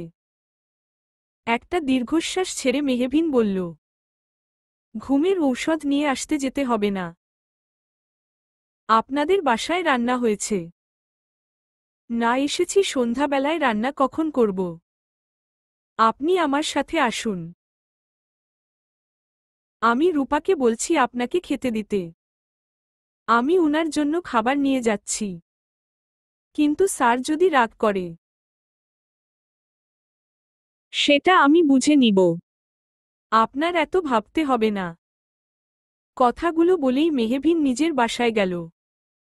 একটা প্লেটে করে খাবার নিয়ে মুনতাসিমের বাসায় গেল। মুনতাসিম বিছানায় উপুড় হয়ে শুয়েছিল। মেহভিন কম্পন মিশ্রিত হাতে মুনতাসিমের কাঁধে হাত রাখল। মুনতাসিম হাত বাড়িয়ে বলল,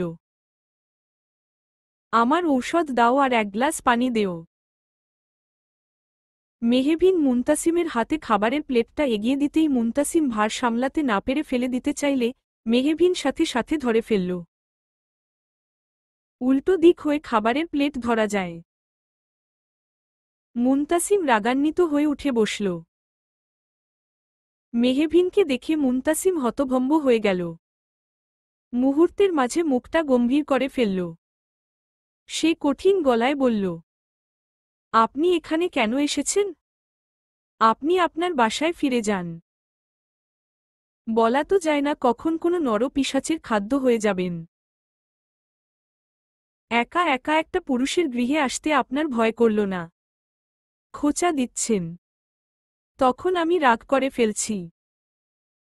2 মাস আপনাকে কোথায় কোথায় আমি খুঁজেছি। আমি কি মানুষ না? আমার কি কোনো মূল্য নেই?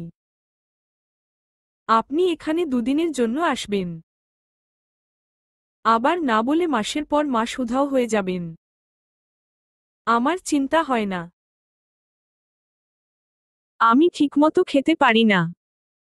ঘুমোতে পারি না। আমার দম বন্ধ হয়ে আসে। এখন এই মুহূর্তে সবগুলো খাবার শেষ করবেন। আমার না শুনলে আমার থেকে খারাপ কেউ হবে না। আমি আপনার থেকে কোনো কথা শুনতে চাইছি না। চুপচাপ হাত ধুয়ে খেতে বসুন। মেহভিনের ওপরে যতটুকু রাগ ছিল তা মেহভিনের আদুরে শাসনের মধ্যে দিয়ে সব হাওয়ায় মিলিয়ে গেল। সে এই মেয়েটার ওপরে কিছুতেই রেগে থাকতে পারে না। এই মেয়েটা তার জন্য এতটা অস্থির হয়েছে। তাকে খুঁজেছে ভাবেই বুকটা প্রশান্তিতে ভরে উঠছে। সে মেহভিনের হৃদয় শক্তভাবে স্থান দখল করতে পারছে। এটা ভেবেই মুনতাসিমের বুক থেকে পাথর নেমে গেল। কতদিন পর তাকে কেউ কড়া করে শাসন করল।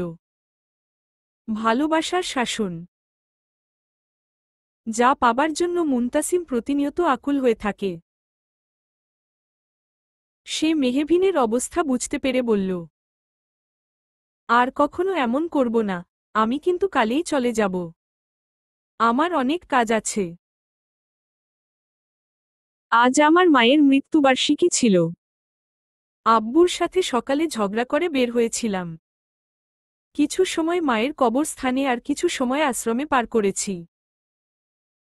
যতটুকু সময় ছিল নিজের কথা ভাবিনি। আপনার জন্য ভেতরটা ভীষণ পুড়ছিল। তাই ছুটে এলাম আপনার কাছে। আমার মায়ের পরে পৃথিবীতে আপনিই একমাত্র নারী যার কাছে আমার শান্তি মিলে। মুনতাসিম হাত ধুয়ে এসে বিনাবাক্যে খেতে বসল। সারাদিন পেটে কিছু পড়েনি। চুপচাপ খেতে লাগল। মেহভিন মুনতাসিমের পাশে বসে আছে। মেহভিনের অভিমানী মুখশ্রীর দিকে তাকিয়ে মুনতাসিমের ভীষণ মায়া হল। ভেতরে অসহনীয় যন্ত্রণা করছে। আজকের পর থেকে এই মেয়েটাকে সে কিছুতেই কষ্ট দিবে না। খাওয়া শেষ হয়ে গেল। মেহভিন প্লেটগুলো নিয়ে যেতে যেতে বলল, তৈরি হয়ে নিচে আসুন, আপনার জন্য শাস্তি অপেক্ষা করছে। কথাগুলো বলেই মেহভিন চলে গেল। মুনতাসিমের শরীর ভীষণ ক্লান্ত লাগছে। সে আরাম করতে চেয়েছিল, কিন্তু প্রেয়সীর আবদারে সব আরাম চুকে গেল। ফ্রেশ হয়ে এসে নিচে গিয়ে অপেক্ষা করতে লাগল। মেহভিন কালো রঙের সালোয়ার কামিজ পরেছে। আচমকা কাজল দিয়ে আখি যুগল রাঙাতে ইচ্ছে করল। কাজল প্রতিটি মেয়ের আখির সৌন্দর্য অদ্ভুতভাবে বাড়িয়ে তোলে। কাজল কালো আখি যুগলের মায় মেহভিন নিজেই মুগ্ধ হয়েছে শতবার। সে সাজতেন খুব একটা পছন্দ করে না। কালো রঙের ব্যাগটা হাতে নিয়ে ছুটল নিচে। মেহভিন গাড়ি বের করতে বলেছিল। বাহিরে এসে দেখল মুনতাসিম আগেই গাড়িতে উঠে বসে আছে। মেহভিন গিয়ে গাড়িতে উঠে বসল। গাড়ি চলার সাথে সাথে আগে পিছে আরও কতগুলো গাড়ি তাদের গাড়িটাকে আড়াল করে রাখল। মেহভিন সেগুলাকে দেখেও আড়াল করে গেল। মুনতাসিমের দিকে দৃষ্টিপাত করে বলল, আজকে আমাকে আপনি পুরো শহর ঘুরাবেন। ফুল কিনে দিবেন, কাচের চুড়ি কিনে দিবেন, পাশে বসে ফুচকা খাওয়াবেন, ফুটপাতের রাস্তা ধরে আমার সাথে কিছুক্ষণ হাঁটবেন। আমার কথা মতো না চললে কালকে আপনাকে যেতে দিব না। মুনতাসিম মুগ্ধ হল মেহভিনের প্রতি। মেয়েটা ভীষণ রাগী, কিন্তু তার চাহিদা খুবই স্বল্প। এমন মন মানসিকতার মেয়ে সে খুব কমই দেখেছে। কাজল কালো আখিযুগলের দিকে তাকিয়ে হৃদয়ের ঘরে উথাল পাথাল শুরু হয়ে গিয়েছে। বিষণ্ণতাকে গ্রাস করে নিয়েছে এক টুকরো সুখ। অনুভূতিরা আনন্দে মেতে উঠেছে। চারদিকে সুখ সুখ আমেজ লেগে গিয়েছে। না চাইতেও বেহায়া আঁখি যুগল আর চোখে প্রেয়সীকে দেখে যাচ্ছে। গাড়ি এসে থামল নিজ গন্তব্যে। মেহবিন গাড়ি থেকে নামল। মুক্ত পাখি ন্যায় এদিক সেদিকে ছুটছে। মেহবিন ফুলের দোকানের সামনে গেল। মেহবিন বলার আগেই মুনতাসিম বলল, একটা মাথার ক্রাউন দিবেন, একটা গাজরা দিবেন, আর 4টা গোলাপ ফুল আর 2টো রজনীগন্ধা ফুল দিবেন। ফুল মানেই নারীর ভালোবাসা। একটা নারী নিজেকে যতটা ভালোবাসে ঠিক ততটাই ফুলকে ভালোবাসে।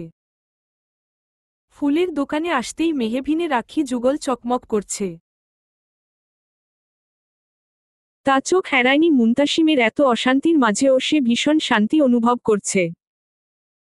মন বারবার বলছে যে করেই হোক এই মেয়েকে তার লাগবে। মুনতাসিম গাজরা হাতে নিয়ে মেহবিনের দিকে এগিয়ে দিল। মেহবিন সেটা না নিয়ে হাত বাড়িয়ে দিল। গাজরাটা সে মুনতাসিমের হাতে পড়তে চায়। সন্ধ্যার কথা স্মরণ হতেই মুনতাসিমের ভেতরে জোরতা কাজ করছে। মুনতাসিমকে চিন্তিত দেখে সে অভয় দিল। মুনতাসিম জোরতা নিয়েই মেহবিনকে গাজরা পরিয়ে দিল। একটু পরে ক্রাউন তৈরি হয়ে গেলে সেটাও মুনতাসিমের হাতেই পড়ল। মুনতাসিম গোলাপ আর রজনীগন্ধা মেহবিনের হাতে দিয়ে টাকা পরিশোধ করে দিল। এই সুন্দর মুহূর্তকে তাইয়ান আড়াল থেকে ক্যামেরা বন্দি করে নিল। দুজনের কেউ টেরই পেল না। দুজন পাশাপাশি হাঁটছে। সামনেই চুড়ির দোকান। চুড়ির দোকানে গিয়ে দুজনের ঝগড়া লেগে গেল। মেহবিনের প্রিয় রং কালো, আর মুনতাসিমের প্রিয় রং শুভ্র। সে কালো রঙের চুড়ি নিতে চায়, আর মুনতাসিম তাকে শুভ্র রঙের চুড়ি কিনে দিতে চায়। মেহবিন রাগান্বিত হয়ে বলল, আপনার প্রিয় রং কি? শুভ্র। সেজন্য সবসময় সাদা গরুর মতো শুভ্র রঙের পাঞ্জাবি পরে থাকেন। আপনার প্রিয় রং কি? কালো। সেজন্য সবসময় কালো কালো কথা বলেন। আমি বলেছি আপনি শুভ্র রঙের চুড়ি পরবেন। তার মানে শুভ্র রঙের চুড়ি আপনাকে পরতেই হবে। আমার কালো পছন্দ, আমি কালোই পরব। অবশেষে দুজনের পছন্দ মতো সাদা কালো মিশিয়ে চুড়ি পরল মেহবিন। দুজনের মুখশ্রীতে স্নিগ্ধ হাসি। পাশাপাশি হাঁটছে দুজন। সামনে ফুচকার দোকান নজরে আসতেই মুনতাসিম মেহবিনকে নিয়ে সেখানে গেল। মুনতাসিমের গুরুত্বপূর্ণ ফোন আসায় মেহবিনকে বসিয়ে দিয়ে একটু দূর গেল মুনতাসিম। ফোনের ওপাশে থেকে বিপদের সংকেত দিয়ে গেল। যে করেই হোক পরিবারকে রক্ষা করতে হবে। সে থাকতে কারো সাহস হবে না তার পরিবারের দিকে নজর দেওয়ার। তবুও সাবধানের মার নেই।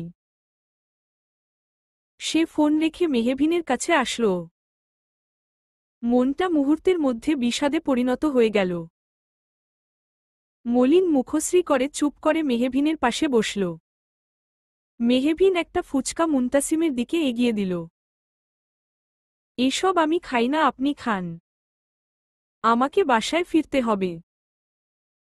আপনাকে বাসায় দিয়ে আমি চলে যাব। মুনতাসিমের যাওয়ার কথা শুনেই মেহবিনের মন খারাপ হয়ে গেল। ভেতরটা শূন্যতায় খা খা করে উঠল। গলা দিয়ে খাবার নামচে চাইছে না। সে খাবে না বলে ফুচকা রেখে উঠে দাঁড়াল। মেহবিনের মন খারাপ হয়ে যেতে দেখে ভেতরটা মোচড় দিয়ে উঠল। সে মেহবিনকে বসতে বলল। একটা ফুচকা নিয়ে খেলছে। তবুও মেহবিনের মন ঠিল হল না। বাধ্য হয়ে মেহবিনের সাথে হাঁটা ধরল। হঠাৎ করে মেহবিনের চরণ দুটি থেমে গেল। আশেপাশে এত মানুষ থাকা সত্ত্বেও সে ভয় কাবু হয়ে আসছে। শরীর থরথর করে কাঁপছে। সে ভয় পেতে চাইছে না।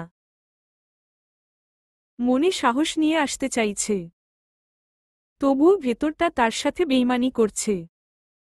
ভয়ে জর্জর হয়ে দাঁড়াল সে। পুরনো কালো অতীতকে সে আঁখি যুগলের সামনে দেখতে পাচ্ছে। মেহবিনকে ভয় পেতে দেখে মুনতাসিম বলল, কি হয়েছে, আপনার এমন করছেন কেন? ও আমাকে মেরে ফেলবে। চলুন এখানে থেকে সে দেখার আগেই আড়ালে চলে যাই। মেহবিনের বোকা বোকা কথায় হতভম্ব হয়ে গেল মুনতাসিম। যে মেয়েটা বুকে এতটা সাহস নিয়ে চলাফেরা করে, সেই মেয়েটা ভয় পাচ্ছে। কিসের জন্য সে এতটা ভয় পাচ্ছে? প্রতিটি কঠিন মানুষেরও একটি করে দুর্বল জায়গা থাকে। তবে কি মেহবিনেরও কোনো গল্প লুকিয়ে আছে? কথাগুলো ভাবতে ভাবতে মেহবিনের দিকে দৃষ্টিপাত করল মুনতাসিম। মেয়েটা ঘেমে একাকার হয়ে গিয়েছে। মেহবিনের এমন অবস্থা দেখে ভেতরটা অস্থির হয়ে উঠেছে মুনতাসিমের। সে মেহবিনকে নিয়ে বাসার দিকে অগ্রসর হল।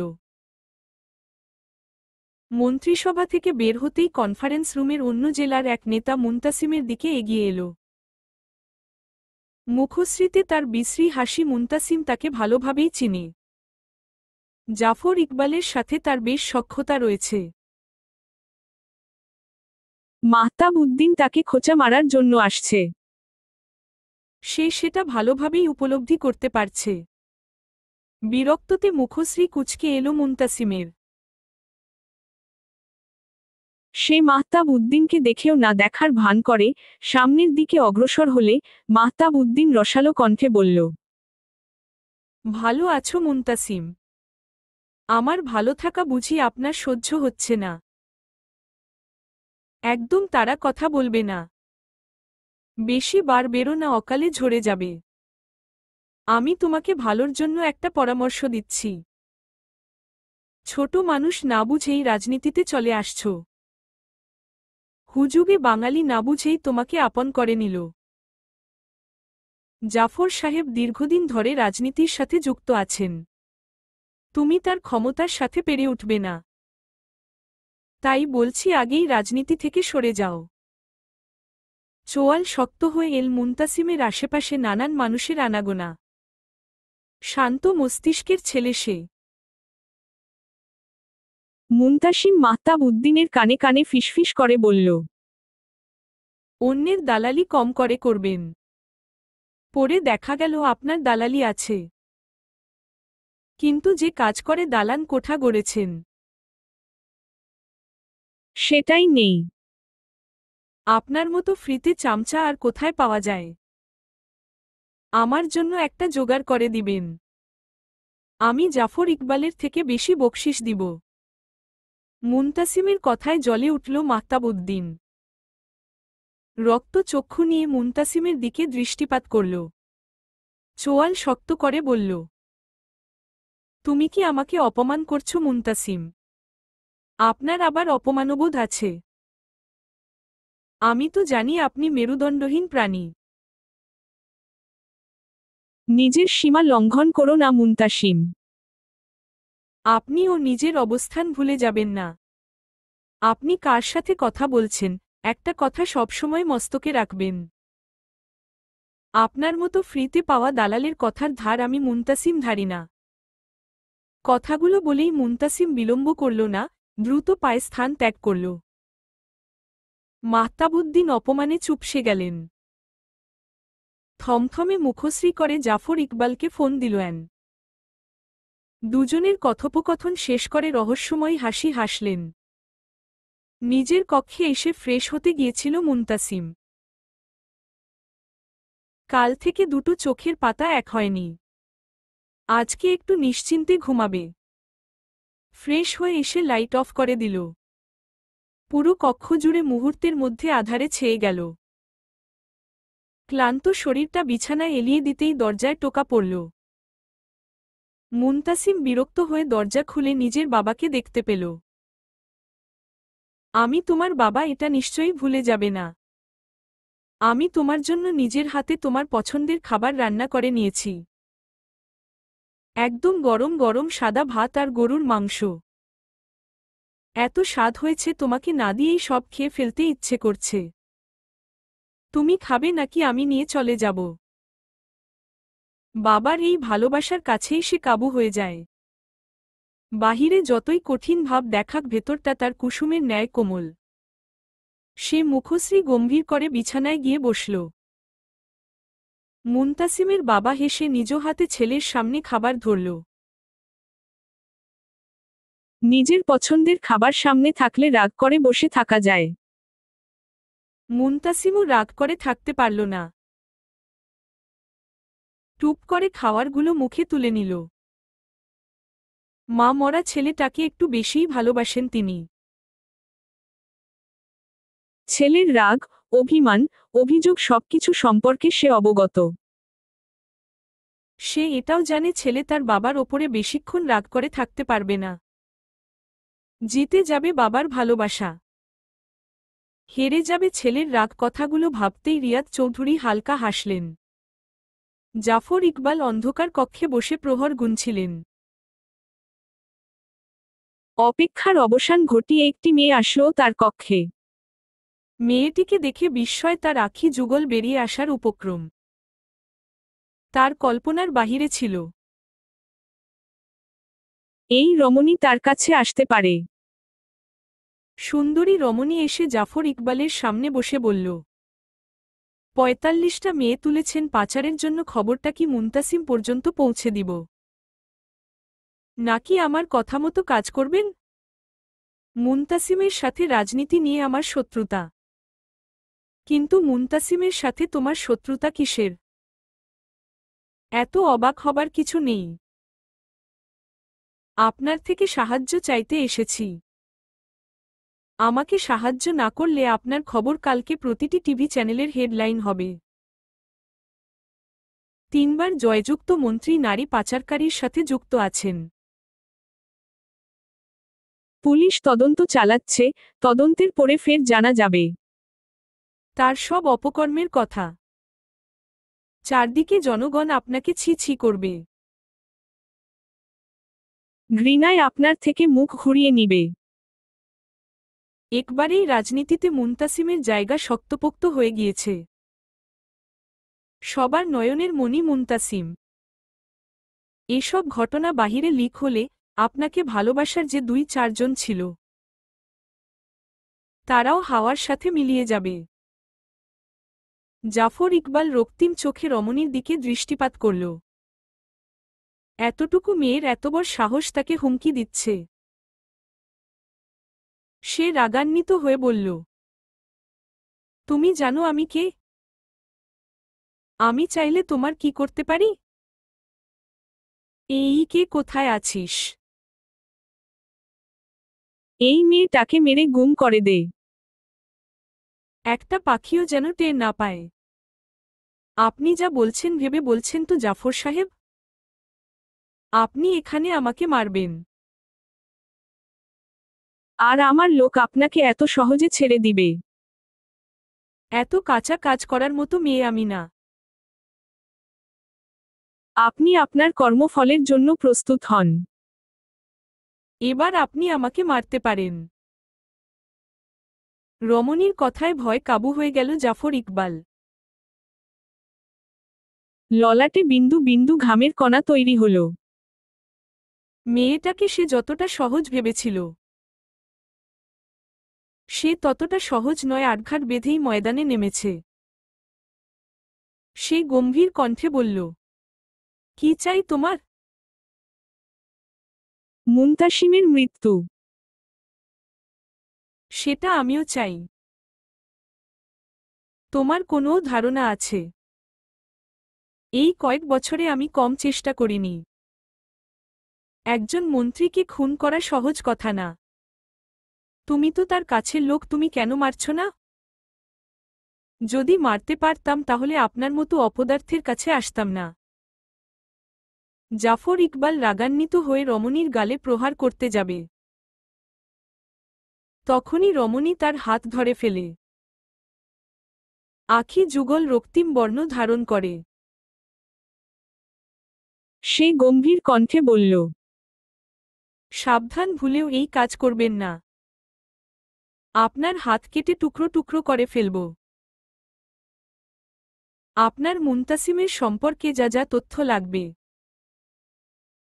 আমি আপনাকে সব রকম তথ্য দিব। আপনি শুধু মুনতাসিমকে রাস্তা থেকে সরিয়ে দিন, কথাগুলো বলেই বের হয়ে গেল রমণী। জাফর ইকবাল ক্রোধিত দৃষ্টিতে রমণীর দিকে চেয়ে আছে। পুরনো ঝামেলার শেষ নেই, আবার নতুন করে ঝামেলা এসে ললাটে জুটল। সারাদিন পরিশ্রম করে ক্লান্ত শরীরটা নিয়ে বাসায় ফিরল মেহবিন। এসেই খোলা জানালার দক্ষিণে দৃষ্টিপাত করল। হঠাৎ করে যদি মানুষটার দেখা পায়, সে জানে মানুষটার দেখা পাবে না। তবুও তার নিয়ম করে আসতে বিরক্ত লাগে না। মানুষটা তাকে বলেই গিয়েছে। তবুও মানুষটার শূন্যতা তাকে কুড়ে কুড়ে খাচ্ছে। কিছুক্ষণ নীরব আকাশের দিকে দৃষ্টিপাত করে রাখল। ফ্রেশ হয়ে ফোন নিয়ে বসেছিল। এমন সময় দরজায় কলিং বেল বেজে উঠল। রূপা কফি তৈরি করছিল। বিরক্ত হয়ে দরজা খুলে একটা সুদর্শন যুবককে দেখে কিন্তু বিস্মিত হল। সে শান্ত কণ্ঠে বলল, কাকে চাই? মেহবিন কি বাসায় আছে? জি আছে। একটু ডেকে দিবেন। বলবেন তার ছোটবেলার বন্ধু এসেছে। রূপা আর কথা বাড়াল না। মেহবিনের কক্ষে এসে মেহবিনকে জানাল তার বন্ধু এসেছে। কথা শুনেই মেহবিনের ভ্রুযুগল কুঁচকে এল। তার ছোটবেলার কোনো বন্ধু নেই। তবে কে এলো? মেহবিন উঠে ড্রয়িং রুমে আসতেই দুপা পিছিয়ে গেল। পুরো শরীর কাঁপছে। সমস্ত শরীর অবশ হয়ে আসছে। মেহবিন রূপাকে রাগান্বিত হয়ে বলল, রূপা, তোকে কতবার নিষেধ করেছি? তুই আমাকে না বলে দরজা খুলবি না। যাকে তাকে বাসার মধ্যে প্রবেশ করতে দিয়েছিস কেন? তোকে আর কিভাবে বোঝালে বুঝবি? সব মানুষ আমাদের ভালোর জন্য আসে না, কিছু কিছু মানুষ বিকৃত মন মানসিকতা নিয়ে আসে, যার পরিচয় সে তার আচরণের মাধ্যমে প্রকাশ করে। আমার তোর সাথে কথা আছে মেহবিন। জারিফের মুখশ্রীতে নিজের নাম উচ্চারিত হতেই মেহবিনের পুরো শরীর ঘৃণায় রি রি করে উঠল। সে রক্তিম চোখে জারিফের দিকে দৃষ্টিপাত করে আছে। বজ্র কণ্ঠে বলল, তুই এখনই আমার বাসা থেকে বেরে হয়ে যা। আমার সাথে অসভ্যতা করার চেষ্টা করলে ফলাফল ভালো হবে না। আমাকে তুই আগের বোকা মেহবিন ভাবিস না। আগুন নিয়ে খেলতে আসিস না। সেই আগুনে জলে পুড়ে ছাই হয়ে যাবি। তোর জ্বালিয়ে দেওয়া আগুনে আমি প্রতিটি মুহূর্ত জলে পুড়ে খাক হয়ে যাচ্ছি। আমাকে গ্রহণ করে, আমার পিপাসিত হৃদয়কে শীতল করে দে, অনুগ্রহ করে। তোকে পাবার তৃষ্ণায় খ্যাপা কুকুর হয়ে আছি। ভালোবেসে কাছে টানতেও জানি, আবার ভালো না বাসলে জোর করে টেনে ছিঁড়ে খেতেও জানি। ঘৃণায় মেহবিনের সমস্ত শরীরে আগুন জ্বলে উঠল। সে নিজের ক্রোধ নিয়ন্ত্রণ করতে পারল না। সর্বোচ্চ শক্তি প্রয়োগ করে জারিফের গালে প্রহার করল। আকস্মিক ঘটনায় জারিফ বিস্ময় নয়নে মেহবিনের দিকে দৃষ্টিপাত করে আছে। আজকে নতুন মেহবিনের সাথে পরিচিত হল সে। নিজের ক্রোধ নিয়ন্ত্রণ করে আদুরেভাবে মেহবিনের দুই গাল স্পর্শ করল। জারিফের স্পর্শ মেহবিনের কাছে বিষাক্ত লাগল। সে ধৈর্যের সমস্ত সীমা অতিক্রম করে জারিফের মুখশ্রীতে এক দোলা থুথু ছুঁড়ে মারল। জারিফ এক হাতে নিজের মুখশ্রী মুছে নিল, আরেক হাতে মেহবিনের দুই গাল শক্ত করে চেপে ধরল। মেহবিন নিজেকে ছাড়িয়ে নেওয়ার জন্য ছটফট করতে লাগল। পুরুষ মানুষের শক্তির সাথে পেরে ওঠা এতই সহজ? চোয়াল শক্ত করে বলল, ভালোবেসে বুকে আগলে নিতে চেয়েছিলাম। আমার ভালোবাসা মূল্য দিলই না। তোকে পাবার আশায় নিজেকে কতটা পরিবর্তন করেছি। সেটা তোর আখি যুগলে ধরা দিল না। কয়েক বছর আগে একটা ভুল করেছি, সেটা ঠিকই ধরে বসে আছিস। আমাকে এতটা অবহেলা করিস না মেহবিন। আমার খারাপ রূপ সহ্য করতে পারবি না। বাঁচতে দিব না তোকে। তোকে খুন করার অপরাধে যদি আমার ফাঁসিও হয়, তবে আমি হাসি মুখে ফাঁসির দড়িতে ঝুলে যাব। যে ধরনীতে আমি থাকব না, সেই ধরনীর বুকে তুইও থাকতে পারবি না। তোর অস্তিত্ব শেষ করেই আমার অস্তিত্ব বিলীন হবে। এটা সব সময় মনে রাখিস। বিষের চেয়েও বেশি বিষাক্ত লাগছে জারিফের ছোঁয়া। সে সহ্য করতে পারছে না, দম বন্ধ হয়ে আসছে তার। আশেপাশে হাতড়ে কিছুই খুঁজে পাচ্ছে না। মেহবিনকে অবাক করে দিয়ে সাহসিকতার পরিচয় দিয়ে বসল রূপা। একটা ভারী ফুলদানি দিয়ে জারিফের মাথায় প্রহার করল। জারিফ ব্যথায় কুঁকড়ে গেল। রূপা দৌড়ে এসে মেহবিনকে জড়িয়ে ধরে কান্না করে দিল। মেহবিন রূপাকে সান্ত্বনা দিতে বলল, কিছু হয়নি, ভয় পাস না। ঠিক এভাবেই নিজেকে রক্ষা করবি। ফোনটা নিয়ে আয়। ওর মতো জানোয়ারকে কিভাবে শায়েস্তা করতে হয় সেটা আমার ভালো মতোই জানা আছে। কথাগুলো বলেই জারিফের বুক বরাবর লাথি মারল। জারিফ ব্যথা কাতর দৃষ্টিতে মেহবিনের দিকে দৃষ্টিপাত করল।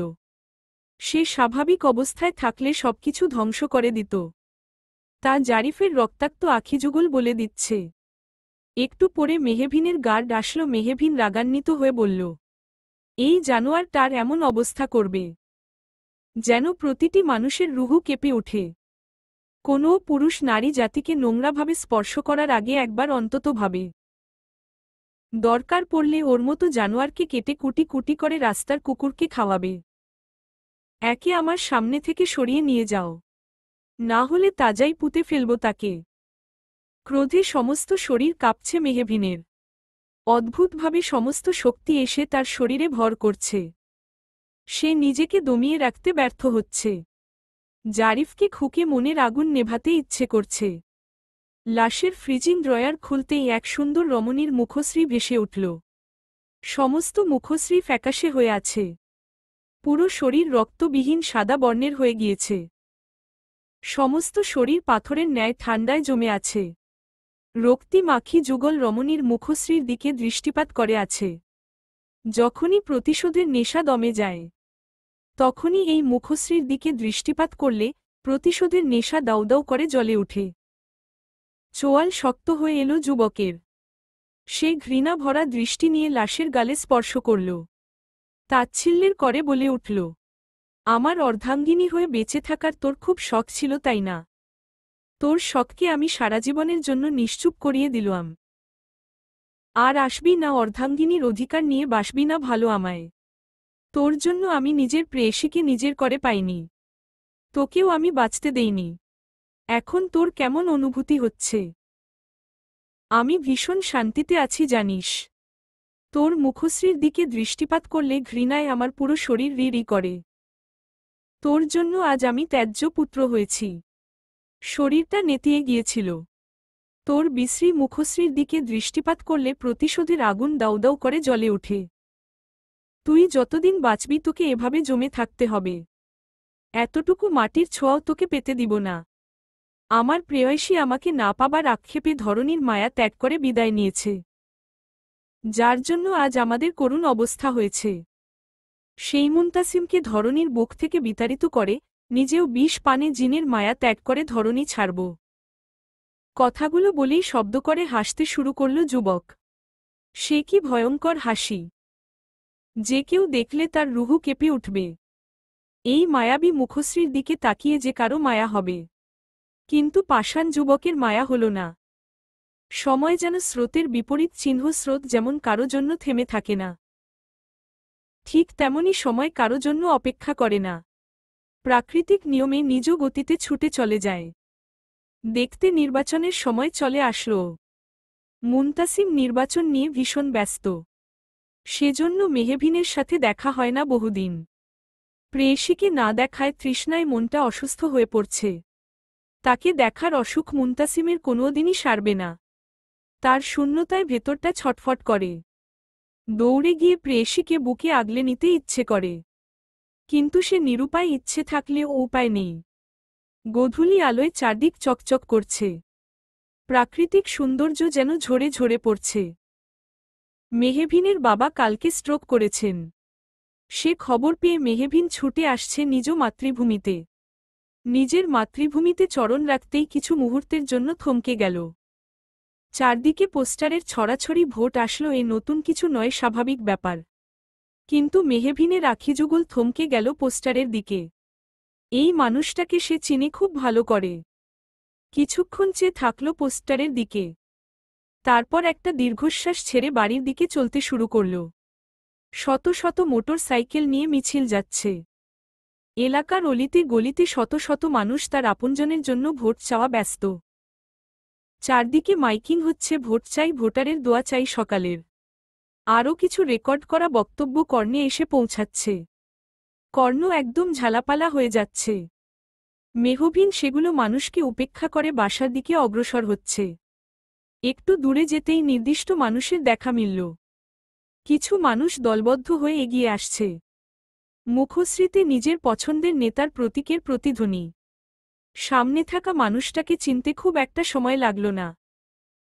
মুনতাসিম মেহবিনকে দেখেও না দেখার ভান করে চলে গেল। মুহূর্তের মাঝে অদৃশ্য মন খারাপ এসে তাকে আলিঙ্গন করল। এতদিন পর দেখা মানুষটা তার দিকে ফিরেও চাইল না। ভীষণ অভিমান হল মেহবিনের। বাবার কথা স্মরণ হতেই সে বাসার মধ্যে চলে গেল। কলিং বেলে চাপ দিতেই মেহবিনের মা এসে দরজা খুলে দিল। মেহবিন কোনো বাক্য উচ্চারণ না করে দ্রুত বাবার কক্ষের দিকে অগ্রসর হল। দীর্ঘদিন পর মেয়েকে দেখে জানে পানি আসল। হাত বাড়িয়ে মেয়েকে ডাকলেন। বাবার আদুরেভাবে ডাকটা মেহবিন উপেক্ষা করতে পারল না। দৌড়ে গিয়ে বাবার বুকের মধ্যে গিয়ে মুখ লুকাল। কিছু সময় অতিবাহিত হবার পরে মেহবিন রাগান্বিত হয়ে বলল, তোমাকে কতবার বলেছি আব্বু, তুমি একদম চিন্তা করবে না। তোমার কিসের এত চিন্তা, আমি তো আছি। তোমার মেয়ে কি মরে গিয়েছে? তোমাকে আর কোনো কাজ করতে হবে না। আমি প্রতি মাসে যে টাকা পাঠাই তার পরিমাণ আরও বাড়িয়ে দিব। তবুও তোমাকে আর কাজ করতে দিব না। তুমি যদি আমার কথা না শুনেছ, তাহলে আমার থেকে খারাপ কেউ হবে না আব্বু। আমার একটা কথা রাখবি মেহবিন? তোমার একটা কথা কেন আব্বু? আমি তোমার সব কথা রাখতে রাজি আছি। আমি মনে হয় বেশিদিন বাঁচব না। আমি মারা যাবার আগে তোকে একটা দায়িত্ববান পুরুষের হাতে তুলে দিয়ে যেতে চাই। আমার মতো তো সবাই হতে পারবে না। তবে আমার মতো করে তোকে যে ভালো রাখার চেষ্টা করবে, আমি তার হাতে তোকে তুলে দিতে চাই। পড়াশোনা করতে চেয়েছিস, আমি তোকে নিষেধ করিনি। বিয়ের আসর থেকে পালিয়ে চাকরি করেছিস, তবুও আমি তোকে কিছু বলিনি। তোর ইচ্ছেকে প্রাধান্য দিয়েছি। আজ যদি আমার কথা না শুনিস, তাহলে আমি মরার পরে যেন আবার না পস্তাস। সামনে ভয়ঙ্কর রকমের ঝড় আসতে চলেছে। আমি চাই না আমার করা পাপের ঝড়ের প্রভাব তোর জীবনে এসে পড়ুক। তোর জীবনে ঝড় আসলেও সে আগলে নিবে। এমন একটা মানুষ তোর জীবনে এনে দিতে পারলেই আমার শান্তি। একদম বাজে কথা বলবে না আব্বু। তোমার কিছু হয়ে গেলে আমি কিভাবে বাঁচব? তুমি আমাকে বিয়ে দিতে চাইছ মানছি, তাই বলে আমাকে দুর্বল করার জন্য আঘাতপ্রাপ্ত করবে আব্বু। আমাকে কয়টা দিন সময় দাও আব্বু, আমি বিয়ে করব। তুই আমার অবস্থা বুঝতে পারছিস না মেহবিন। আমার শরীরের অবস্থা ভালো না। বেলা যে কোনো সময় ফুরিয়ে যেতে পারে। তার আগেই তোকে বিয়ে দিয়ে যেতে চাই। কেউ তোর ক্ষতি করার চেষ্টা করলে সে যেন ছাদ হয়ে তোকে আগলে নেয়। আমি জানতাম তুই আসবি, সেজন্য আমি হসপিটালে থাকি নাই। সব সময় শরীরের ঔষধে মানুষ সুস্থ হয় না, কিছু কিছু সময় মনের ঔষধে মানুষ সুস্থ হয়ে যায়। আর আমার মনের ঔষধটা কে জানসি? আমার মনের ঔষধ হচ্ছিস তুই। তোকে দেখেই আমি অর্ধেক সুস্থ হয়ে গিয়েছি। কাজটা তুমি একদম ঠিক করনি আব্বু। তুমি হাসপাতালে থাকলে যে সেবাগুলো পেতে, বাসায় কি সেই সেবাগুলো পাবে? তোমাকে কালকেই হসপিটালে রেখে আসব। শোন, মানুষ মাত্রই ভুল করে, আরিয়ানও করেছে। তার জন্য আরিয়ান ভীষণ কষ্ট পাচ্ছে। ছেলেটা আমার কাছে তোকে চাইছে। আমিও ভেবে দেখলাম ছেলেটা সত্যিই অনুতপ্ত।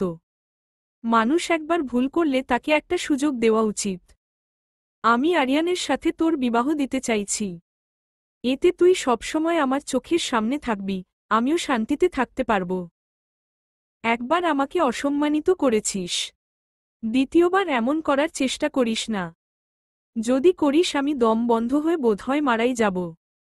আমি এই বিষয়ে তোর বড় আব্বুর সাথে কোনো কথা বলিনি। তুই মতামত দিলই সামনের দিকে আগাব। তোর পছন্দ থাকলে বলতে পারিস। আমি তোর পছন্দের মানুষের সম্পর্কে খোঁজ খবর নিয়ে দেখব। তাকে যদি আমার যোগ্য মনে হয় তাহলে তার হাতে তোকে তুলে দিব।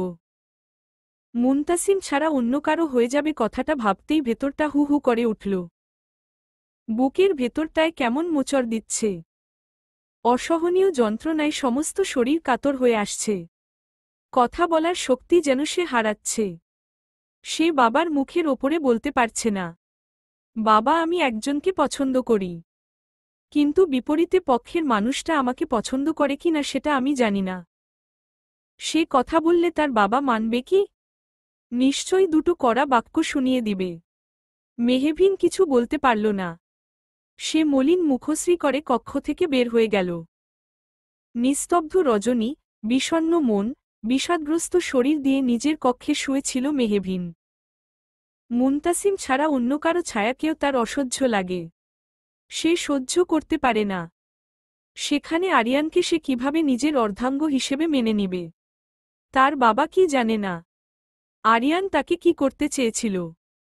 সবকিছু জানার পরেও কেন তার মতো নিকৃষ্ট মানুষের সাথে বিবাহ দিতে চাইছে? ভাবতেই পুরো শরীর ঘৃণায় রিরি করে উঠছে। অদ্ভুতভাবে পুরুষ জাতির প্রতি ঘৃণা চলে আসছে। সবার মতো মুনতাসিমকেও নোংরা মনে হচ্ছে। মনের আড়াল থেকে ডেকে বলছে, সে ও সব পুরুষের মতো হবে। তুই তাকে ভুলে যা, নিজেকে গুছিয়ে নে। কিন্তু মেহবিন মানতে নারাজ। তার মহারাজ এমন হতেই পারে না। মেহবিনের ভাবনার মাঝেই মুঠোফোনটা জানান দিল মেসেজ আসছে। মেহবিন বিরক্ত হয়ে ফোনটা হাতে তুলে নিল। অচেনা নাম্বার থেকে মেসেজ আসছে। কালকে পুকুর পাড়ে দেখা করতে পারবেন ম্যাডাম? আপনার সাথে আমার জরুরি কথা আছে। মেসেজটা কার বুঝতে বেগ পেতে হল না মেহবিনের। সে কিছুক্ষণ নিরুত্তর রইল। কিছুক্ষণ পরে ফোনটা আবার বেজে উঠল। আবার মেসেজ এসেছে। আপনি কি আমার ওপরে রাগ করেছেন? মেহবিন বিষণ্ণ মন নিয়ে জবাব দিল, রাগ করব কেন? আপনি কি রাগ করার মতো কোনো কাজ করেছেন? এবার আর দ্রুত মেসেজ এলো না। মানুষটা হয়তো হাজারো ব্যস্ততা নিয়ে তাকে মেসেজ করেছিল। কথাটা ভাবতেই অজানা অনুভূতিতে মনটা ফুরফুরে হয়ে গেল। 10 মিনিট পরে মেসেজ এল। রাগ করবেন না ম্যাডাম, বাজেভাবে মানসিক চাপে আছি। আমি কথা বলার মতো অবস্থাতে নেই।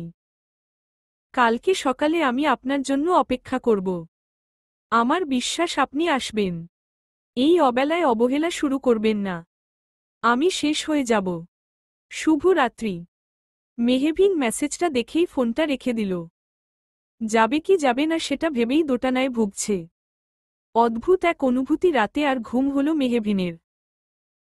ভোরের মধুর স্বরে আজানের প্রতিধ্বনি কর্ণকুহরে আসতেই উঠে বসল মেহবিন। নামাজ আদায় করে বিছানায় গা এলিয়ে দিল। রাজ্যের নিদ্রা এসে মেহবিনের আখি যুগলে ধরা দিবে। তখনই মেসেজ আসলো, একদম ঘুমাবেন না ম্যাডাম। আমি জানি আপনি ও আমার মতোই নির্ঘুম রজনীর পার করেছেন। একটা রজনী না হয় আমার জন্য নষ্ট করলেন। প্রভাতের আলো ছড়াতে আর কিছুক্ষণ বাকি। উঠে গিয়ে কফি বানিয়ে খান। সকল নিদ্রা মামা বাড়ি পালিয়ে যাবে। মেহবিন বিস্ময় নয়নে ফোনের স্ক্রিনের দিকে দৃষ্টিপাত করে আছে। মানুষটা কিভাবে বুঝল একেই বুঝি বলে হৃদয়ের টান। মেহবিন ছোট করে উত্তর দিল, ঘুমাবো না। বিপরীত পক্ষ থেকে কোনো উত্তর আসলো না। অপেক্ষার অবসান ঘটিয়ে নির্দিষ্ট সময় চলে এলো। মুনতাসিম পুকুরের ধারে এসে দাঁড়িয়ে আছে। তাকে ঘিরে চারপাশে গার্ড দাঁড়িয়ে আছে। এই পুকুর পাড়ের দিকটা বেশ নিরিবিলি। এখানে সচরাচর মানুষ খুব কমই আছে। সেজন্য মুনতাসিম ভোরে মেহবিনের সাথে দেখা করতে চাইছে। সে এই মুহূর্তে নিজের দুর্বলতা প্রকাশ করে মেহবিনের ক্ষতি বয়ে নিয়ে আসতে পারে না। কিছুক্ষণের মধ্যে মেহবিন সেখানে এসে উপস্থিত হল। মেহবিনের পেছনে পেছনে আরিয়ান আসছিল। সেটা মেহবিন টের পায়নি। সে তার নির্দিষ্ট মানুষটার কাছে পৌঁছানোর জন্য আকুল হয়েছিল। প্রভাতেরই আলো ফুটতেই ছুটে এসেছে। আরিয়ানকে দেখেই মুনতাসিমের মুখশ্রীতে আধার ঘনিয়ে এল। সে গম্ভীর কণ্ঠে বলল, আপনি মেহবিনের পেছনে পেছনে আসলেন কি কাজে? আমি কি আপনাকে ডেকেছি? মুনতাসিমের কথায় মেহবিন হতভম্ব হয়ে গেল। পেছনে দৃষ্টিপাত করতেই বিস্মিত হয়ে গেল মেহবিন। আরিয়ান কখন আসলো? অস্থিরতায় কোনো কিছু না দেখেই চলে আসছে। তখনই আরিয়ানের গম্ভীর কণ্ঠস্বর শোনা গেল, আমার বউকে আমি একা একা কোনো পর পুরুষের সাথে দেখা করতে দিতে পারি না। তাই নিজের সাথে করে নিয়ে আসছি। এত নামি দামি মানুষ হয়ে এত ভোরে একটা মেয়েকে ডাকতে আপনার লজ্জা করল না? যা বলার আমার সামনেই বলুন। আরিয়ানের কথায় মুনতাসিমের চোয়াল শক্ত হয়ে এল। মুহূর্তের মধ্যে আঁখি যুগল রক্তিম বর্ণ ধারণ করল।